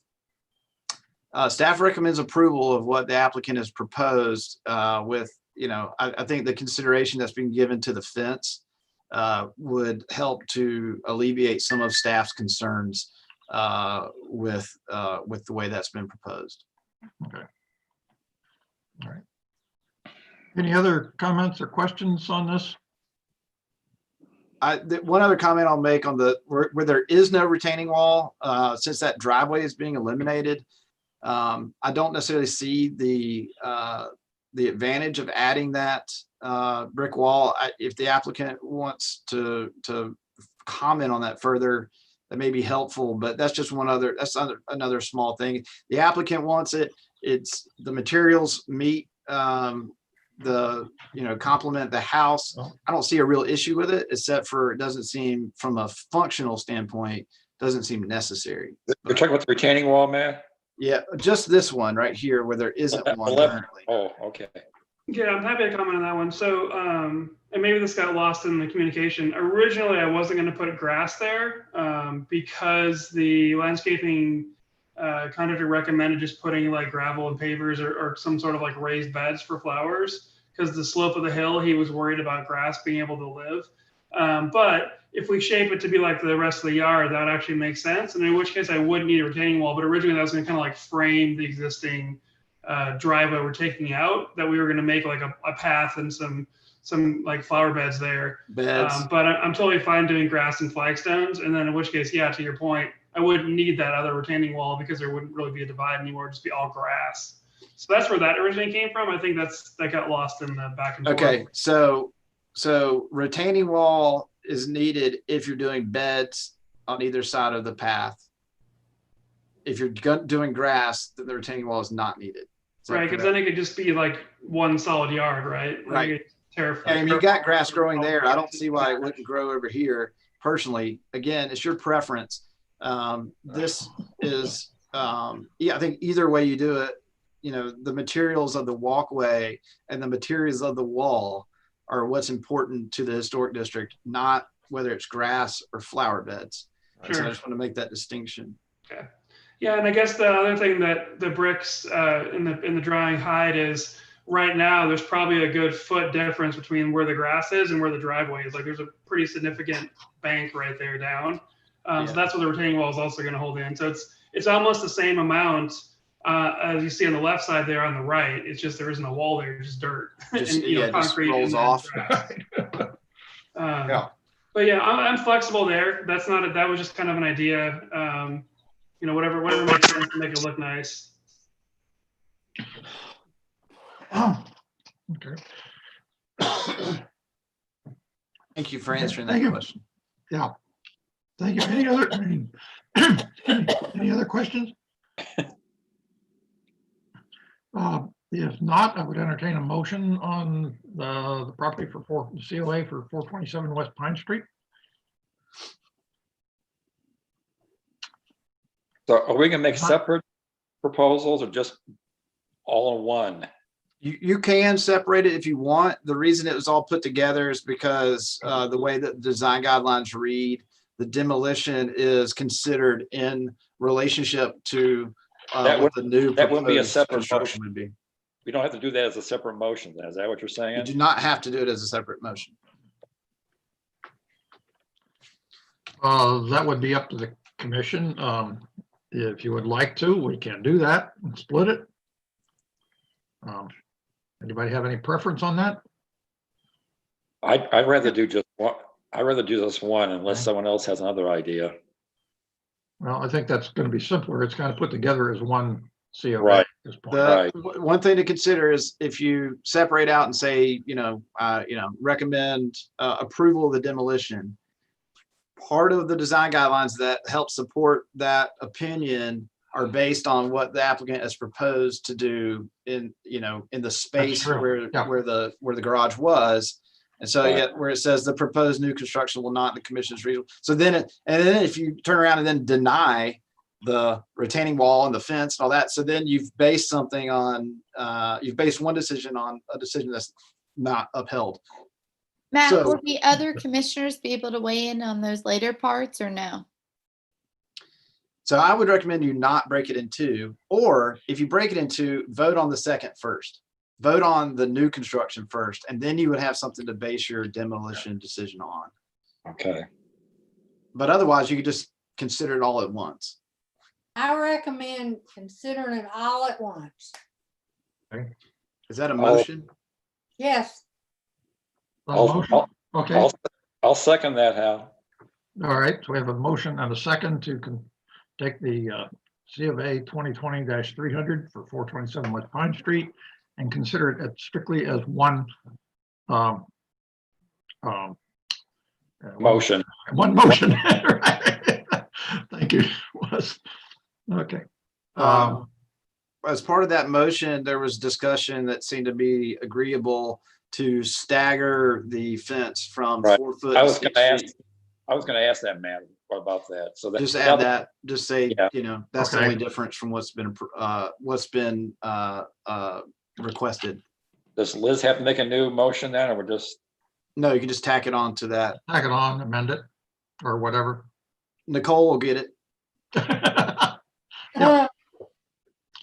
Okay, all those in favor of the motion to Does treat this as one C of A with the variation on the step of the fence? does Nicole have to individually poll us, or can we do it all at once? No, she's gonna ask each one of you. Okay. to vote. All right. Okay, we have a motion and a second. Ms. Lawrence, would you call the roll? Commissioner Biasca, yes, Commissioner Forsyth, Yes. Vice Chairman Hunter, Yes. Commissioner Tool. Yes. That's it. Okay, Motion Approved. All right. Okay. anybody want a 2-minute break? Or are we ready to roll on?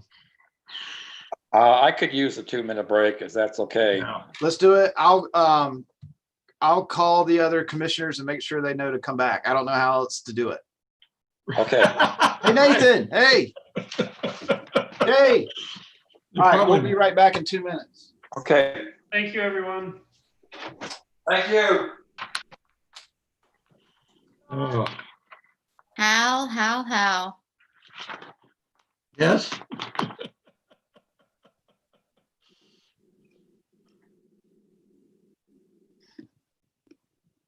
Oh.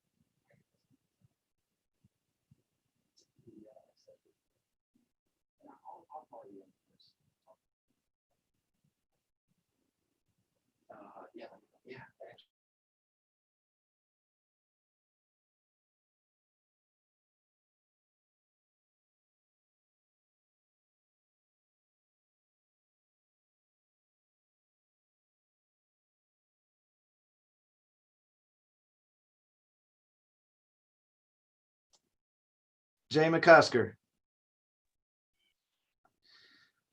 Commissioner Brent, yes, okay, there we go. Hey, I'm back. Okay. Want to make sure we got everybody. It looks like we're waiting on Commissioner Toole and Nicole.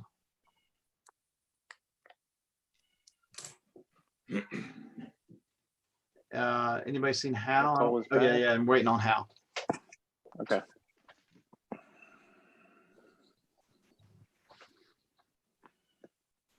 So what's next, Matt? Well, I was waiting on these The- other two commissioners. Okay. I am unmuted, right? You can hear me? I I can can hear hear you. you. Yes, I I can can hear hear you.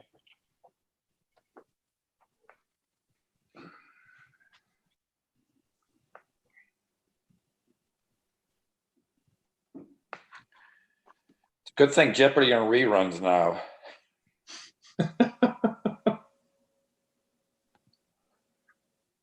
Are we into Jeopardy time? Oh, man.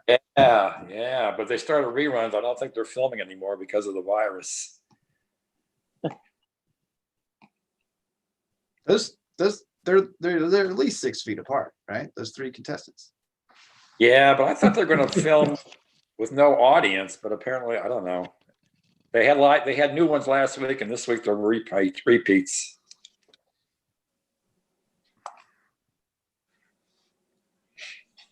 I thought they were all repeats anyway, honestly. No, last week they were all new ones. Hey guys, I got a question. So the next item on the agenda would be 217 East Main Street. Yeah, we took off 217 and 218. Okay. There were some issues about the since it was a virtual meeting, if we could add items to the agenda. Right. There was some mixed I got some mixed direction, but then ultimately Preston said he didn't want them on the agenda, so Okay. I have to Matt, if I follow can what ask, the boss man says. So that is so we've taken those two items off. Okay. We can visit them. I know it's getting late. We can visit them as information items, but no action can be taken. Right. And then if we needed to call another special meeting to hear them, or meet during our regular meeting time next week, that meeting actually has been canceled. So Right. we have to repost that to be able to hear those items. But Okay. I know one of them is somewhat timely. The other one can probably wait till July, though it would not be preferred. Okay. Yeah, because I guess what I was gonna say is if we're talking about the 217 East Main Street project, my office is involved in that, so I don't know if I could be involved in that discussion either. It wouldn't affect in my opinion, it doesn't affect the role of the architects in Okay. that project. It's a temporary project. All right. Matt, just so everyone knows that if we do hold a regular meeting next week, it will be in person. Yeah. Yes, that's what I was getting ready to say. That the city What- commission is going to start meeting in person on Thursday. So all boards will be meeting in person from now on. And the executive order runs out on the 30th anyway. It's not saying that you have to meet. It's just saying that you can meet. But Pete's really pushing for all the boards to meet in person now that the commission is going back in. We have plexiglass up between the seats, and we have taken all the precautions in the commission chambers in the lobby. Yeah, and as nice as this can be to be able to do this, especially from home, for y'all, and that it's safe from a public safety standpoint, our responsibility for transparency and public process. We gave it a good shot here, but this is not it's not as open as it needs to be. So as you know, as the number of cases appears to be in good standing locally, we need to be trying to meet and have a physical location for folks to know that they can come and their voice can be heard. I appreciate that, Matt, but I want to push back a little bit. My husband is the medical director of a local clinic, and the predictions are that we are not at all in a safe space. We've had 800 confirmed cases yesterday alone in the state, not local, but I do want to push that we do things timely and safe and be transparent. But I appreciate the fact that we want to be readily available. We want to convene locally, but I also want us to be mindful about, we discuss a handful of matters, or we have the last few dockets. So, if it's not imperative for us to be in person, then I think that we should consider that. We will have to be in person because the city manager has pushed for all boards to be in person after this. Unless there's something that Governor Lee tells us differently, we have to abide by whatever he lets us know. And of course, they're being briefed on by public health officials in their Daily. decision making. So Daily, yes. Local. All right, are we ready to move on to the next item? Absolutely. Manley?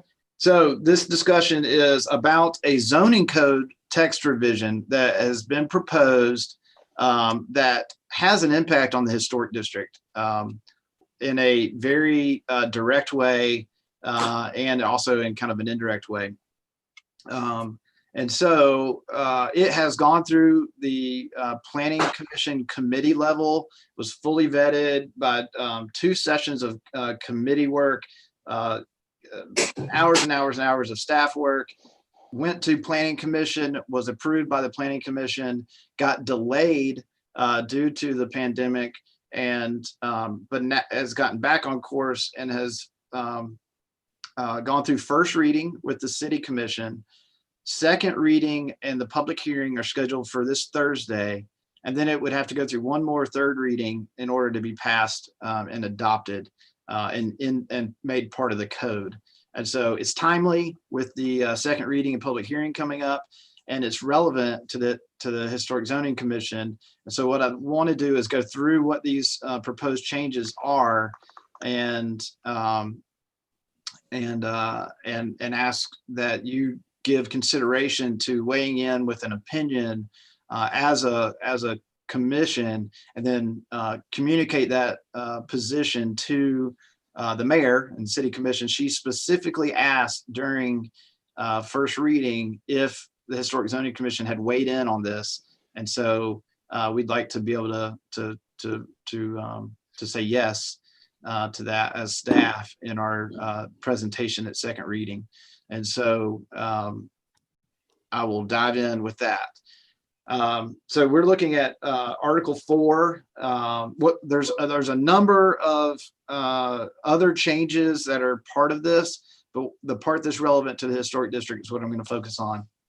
And so Article 4, if you jump, we're talking about accessory structures. So these are detached garages, pool houses, pools, sheds, anything of that sort. Does kennels include that too? Fences are exempt. I'm talking about kennels. I'm talking about kennels. Because that was mentioned. If it's a structure, it's an accessory structure. Okay. If it meets the definition of structure and is accessory to the principal structure. But an unroofed kennel, so just a fenced area for a dog, would not be considered unless it has a roof on it? Yeah, it has to be holding up a roof. It has to either have posts or walls holding up a roof. Okay. To be a structure. Got it. So these rules are for the entire city. They cover the entire city. It's not broken up by, here's the accessory structure rules for the R2. Here's the accessory structure rules for the B2. It's not by zoning district. It covers the whole city. And so our current rules are listed in red here, and they're struck through. You have to have a 7.5 foot setback all across the city. We are changing that for properties that are adjacent to alleys. And so if you're adjacent to an alley, we're stating that you can have a 0 setback on the alley so that you can have access directly from the alley right of way into your garage with a car. And so that you help preserve more of your rear and side yard space for other activities, given that most of the lots that are adjacent to alleys in our city are smaller, narrow lots. From a time when that was a traditional layout of a lot, 50 by 150 being the average size. And so if you set back at 0 on the rear, you can also set back at 0 on the side. So if you're on an alley, you can actually place your structure in the corner, in the rear corner, one of the rear corners of your lot, only if you're on an alley. Otherwise, you have to set back 7.5 feet. That doesn't, and so that would be, nothing changes for the rest of the city. That only, that setback change is only for alley adjacent properties. Another major change is we say that it can be no greater than 850 square feet unless you go to the Board of Zoning Appeals.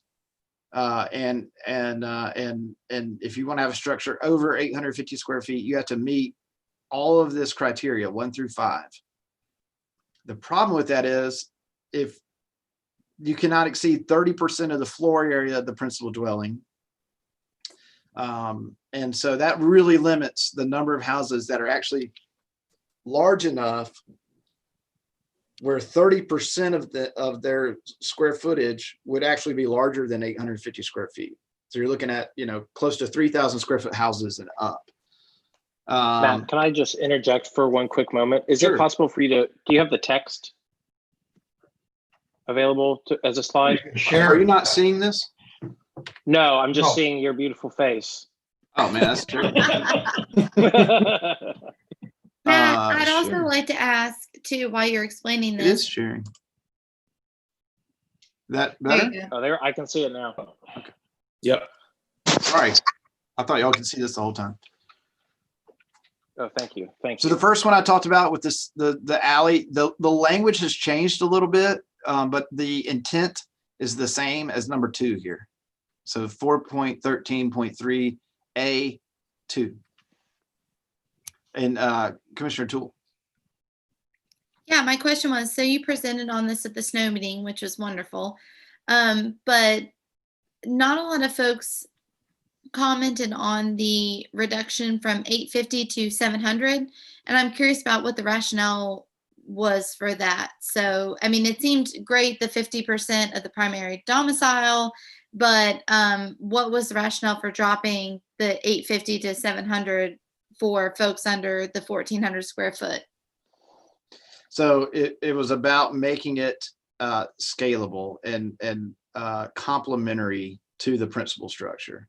And so if everyone is scaling up and down, then you're guaranteeing more compatibility than having a hard number that's a one size fits all for the entire city. No, absolutely. Totally understand the scale. Wondering about the 850 to the 700 number. Yeah, so 700. So when you're scaling down, you have the potential for someone who has a smaller house to be, if you stick with the 50%, which that's the next major rule I wanted to go over. That's the change, is that instead of 850, the cumulative gross floor area of an accessory structures shall not exceed 700 square feet or 50% of the gross floor area of the principal structure, whichever is greater.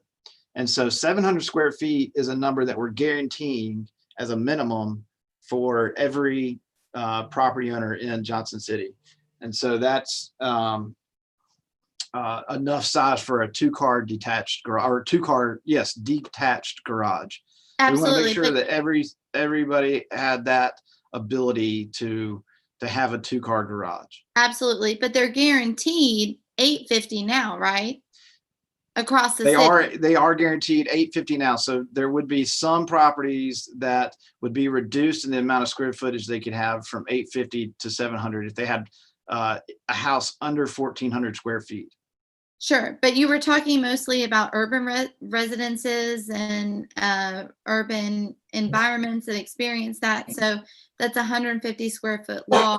So with this new rule, it sounds great because there's a sliding scale if you have more than 1,400 square foot in your primary residence. But for folks that don't have that, they're losing 150 square feet, right? So Yeah, so the code is being corrected is how I would look at it, as a one size fits all approach is not ideal, and is in a lot of cases ends up in incompatibility. And so what we're doing is creating a scalable code that creates compatibility between principal houses, accessory structures, and the size of their yard. And so that leads to item C, which is not only is it being based on the size of the principal structure, it's also based on the size of your rear yard. So there's two factors that are creating a potential restriction: the size of the house as well as the size of the rear yard. And so the size of the house dictates the gross floor area of your accessory structures. The size of your rear yard, you can take 25% of that, and that dictates the footprint of accessory structures. So footprint, if you go 2-story, then you're not expanding that footprint. So there's some circumstances where that would be the case if you have a small lot and a large house. So, and just to be clear, Matt, what you mean is if you've got a big house on a small lot already, if the yard restricts you to 350, you can then do a second story to get that 700. No, you're still guaranteed a footprint of 700. Oh, okay. So everybody could have a 1-story 2-car garage. But I guess regardless of yard right size? now, Regardless of yard size. And I have an example that I'll show you where we have a non-conforming rear yard that still gets the 2-car garage. Okay. So we have some scenarios to run through. So if I can kind of move through this a little bit, I'll give you some visual aids and you can ask more questions. The other change is in the height. And so right now we have a hard number, one size fits all, 15 feet across the city. Now we're changing it that it can be no taller than the principal structure. The key here is that you measure the height of an accessory structure at the peak of its roof. So you have a gabled roof, you measure it at the top. You measure a principal structure for a gabled roof, principal structure, you measure at the mean point of the roof, the mean between the ridge and the eave. So this is the height of this mean point is the height of a principal structure. The accessory structure can be no taller than the peak of its roof. And so not only can it not be taller than the principal structure, the way that you measure those two types of structures pushes it down. And so you can, again, scale. You have a 2-story house, you can have a 2-story, 1.5-story detached garage with a office upstairs, and it would be very compatible with the principal structure without overstepping or dominating the principal structure. So we've changed. We're making everything relative. It's relative to the size of the square footage of the principal structure. It's relative to the size of the rear yard, and it's relative to the height of the principal structure. No, but I want No more one size fits all. well, Mr. Manley, quick question. So if folks have 850 across the board in the city right now, and then they're guaranteed 700 instead, or half their property value, but their property value doesn't give them more than 700, then we're reducing the accessory structure by 150 square feet. That's correct. The way Now, that what's the rationale behind that? to make it scalable so that it's relative and it's compatible. Across the city, can you talk about that in other areas of the city? So I'll show some examples here in a minute. okay, great. The way that this is pertinent to the historic district is in our Tree Streets design guidelines. While our examples don't exactly show them zeroed out the appropriate siting for detached accessory structures, you'll see is found in the rear yard. And so we have some language that also states that as well. Carport or garage located behind the house, access from alley is encouraged when this condition exists. And so we have a design guideline that's encouraging a certain type of siting, but we have this 7.5 foot setback requirement. And so by addressing that, we can align our zoning code with our historic district, and not only for the Tree Streets Historic District, but for all of our other historic neighborhoods that are just historic by character, not by overlay. So our Mountain Home, the Unaco, Watauga area, Carnegie, all these other neighborhoods, which are shown in this map here, all the purple and blue lots are properties that are adjacent to alleys. And so you can see it's really concentrated around downtown. So these are the properties that are impacted with the new proposed requirements for setbacks. These are some examples. Here's some examples from the Tree Streets. Again, this is some good example of height here, where you have this design, the roof pitch is the same. The materials are the same. It's a 2-story, maybe 2.5-story accessory structure that is still obviously very subordinate to the principal structure. So this is a really great example of the size and the height being in relationship to the principal structure and the size of the lot. And so if we have existing examples of this in our community that are have a lot of character and reflect well on a city, then why do we have a zoning code that doesn't allow it? And so that's what we're working towards. Here are, I have 3 scenarios we'll run through. This is another traditional kind of placement here, a house, a property that's on an alley. It's also a corner. One thing that we're doing is saying you cannot locate accessory structures on the exterior side. So where it fronts the street, you would have to remain behind this extension of the side of the house all the way back to the rear yard. Since this is an existing shed, it would be allowed to stay because it's grandfathered in. But it would count towards the amount of allowed square footage for any new accessory structures. So the house is 1150.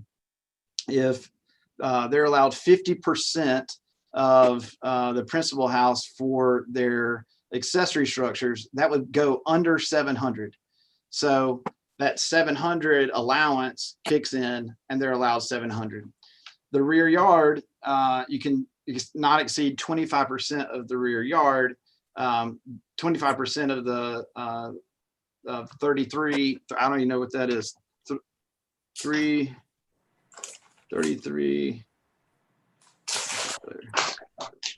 Oh wait, I do have it in the comments. I've already done the math. I knew I'd be prepared. 825. So they cannot have a footprint that exceeds 825, but they also cannot have more than 700 square feet of gross floor area. So that automatically throws the 825 out because they can never get to that number because they're already limited to 700 based on the code. In this case, they already have a shed of 110 square feet. So they're left with 590 square feet for a detached accessory structure, which can be located in the corner to preserve the rest of their rear yard. Because it's whereas they located on would an alley. currently have to move it, 8 feet by 8 feet. Yeah, they would have to move it. Yeah, 7.5 feet currently. And that but would just now- create a lot of dead space next to the alley. Exactly. Right. But they could also demolish that existing structure so they could get a bigger new structure. Absolutely.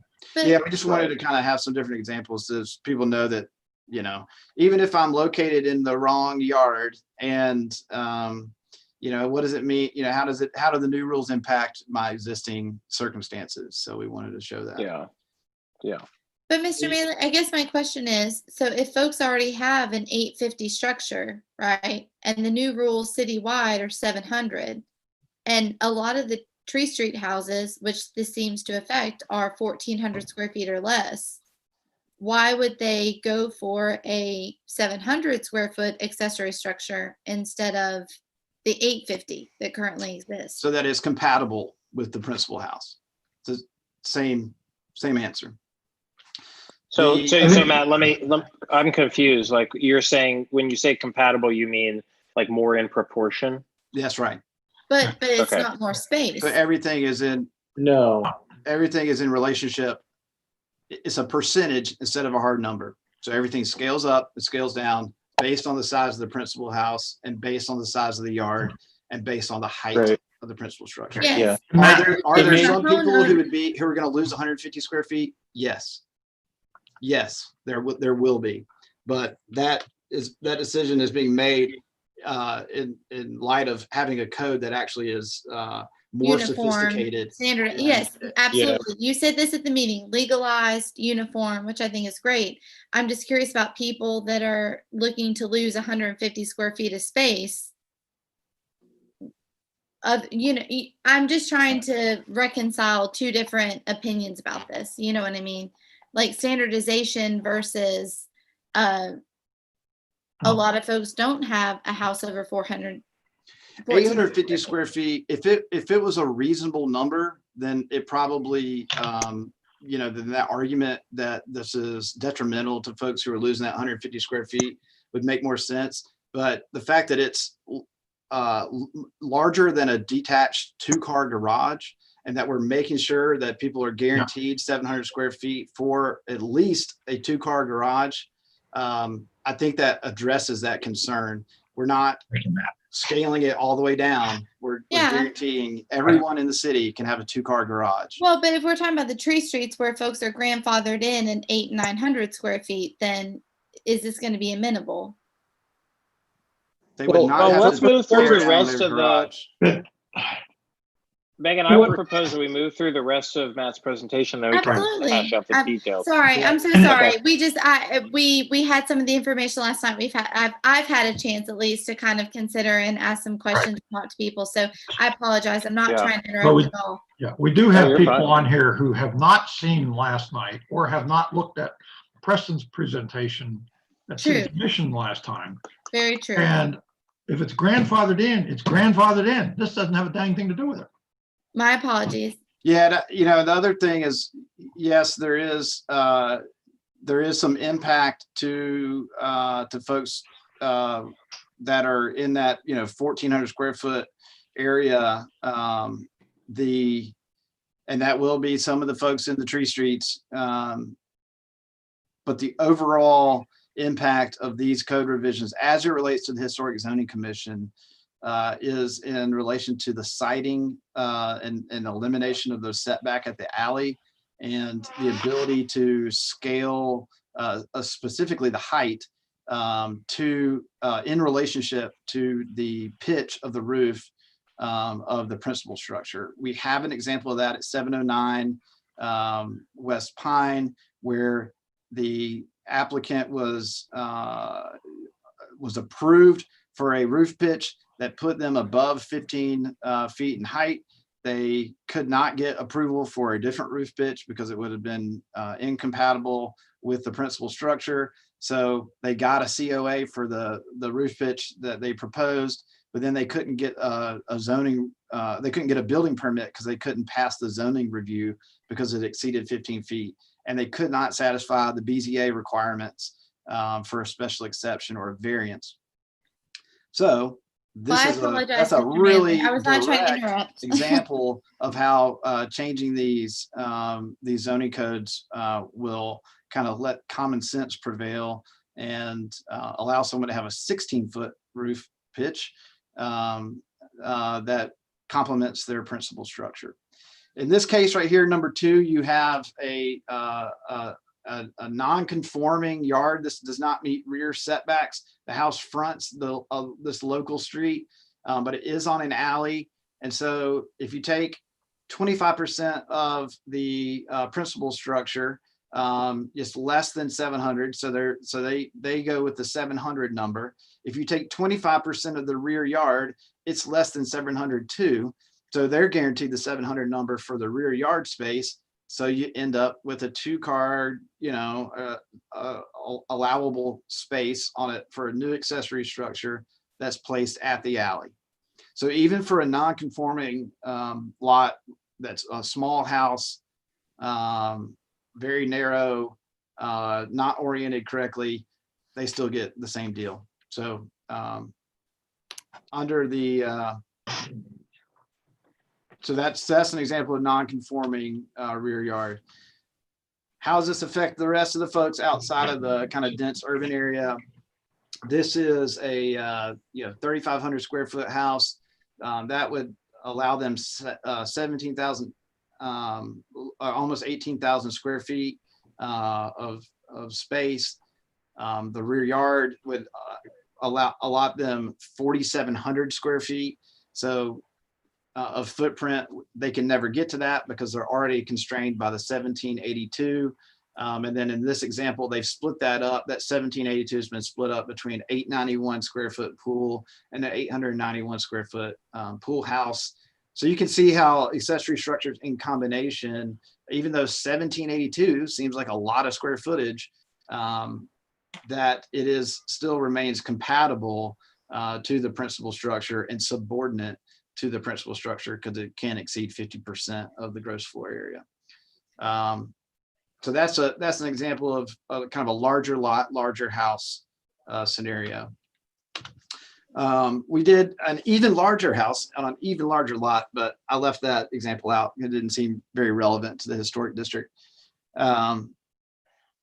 Any other questions about this? There is a letter of support that Chairman Brand has drafted to submit if there was a consensus by the commission to show support for this from the perspective of the Historic Zoning Commission. So y'all can discuss that and then we can wrap up. Yeah, and I'll just say I appreciate you showing this to us, Matt. And I've taken the time to look over this, and I do think, given my experience owning a couple properties in the Tree Streets, both of them, I've come up against this issue, and it would be. I think this makes a lot of sense. I think I do hear your point, Commissioner Toole, about folks losing space, but having looked at building my own structure for a while now, which is something that I'm interested in doing in the next couple of years, building a garage. It's 850 square feet is pretty damn big. And I personally feel very comfortable with those people, quote unquote, giving that up. But to Hal's point, it would be grandfathered in. And I think that's an important point. So I think, living in this neighborhood can often be tough from a code and zoning perspective because like everywhere you turn, it feels like you're out of compliance. And so this would be one important instance in which we would not be in compliance. But aside from this neighborhood, Southside neighborhood where I live, I know there are other neighborhoods. And I think tying the accessory structure size to the primary dwelling size makes a lot of sense. And I also think that, when you live on an alley, it can be tough. And I know from traversing the alleys of the Tree Streets that there's some of those structures, there's a lot of dead space back there. And it would be nice if you were allowed to build right up on the property line, especially considering those alleys really don't get much traffic and they don't deserve quite the same aesthetic considerations that the frontage road gets. So that's my piece. So I'm definitely in support of it. Would love to hear your thoughts. And then Matt, are we making a motion here as a group to endorse the letter that I've written, or is there some other course of action you'd like to see? Well, you might want to share the letter if you have it. Nathan, can you provide a copy of the letter? Yeah. One thing that I'll state is a little history on the 850. When that rule was created, they did an assessment of the entire city and determined that the the average or, mean size of square footage of house in the city was 1,700. And so they said, well, you'll be allotted 50% of that mean house. So that would apply to everybody in the city. And so we're basically taking that same thought process, but actually doing it on a case-by-case basis instead of applying the average to everyone. So maybe that helps add a little perspective. That was done probably 15, 20 years ago. Well, Mr. Manley, I love the sliding scale. I think it's fantastic, and I appreciate all the effort that you and the staff have gone to it. I'm only speaking from somebody that lived in 800 square foot house in the tree streets. So the idea of that being an outbuilding is both hilarious and also, so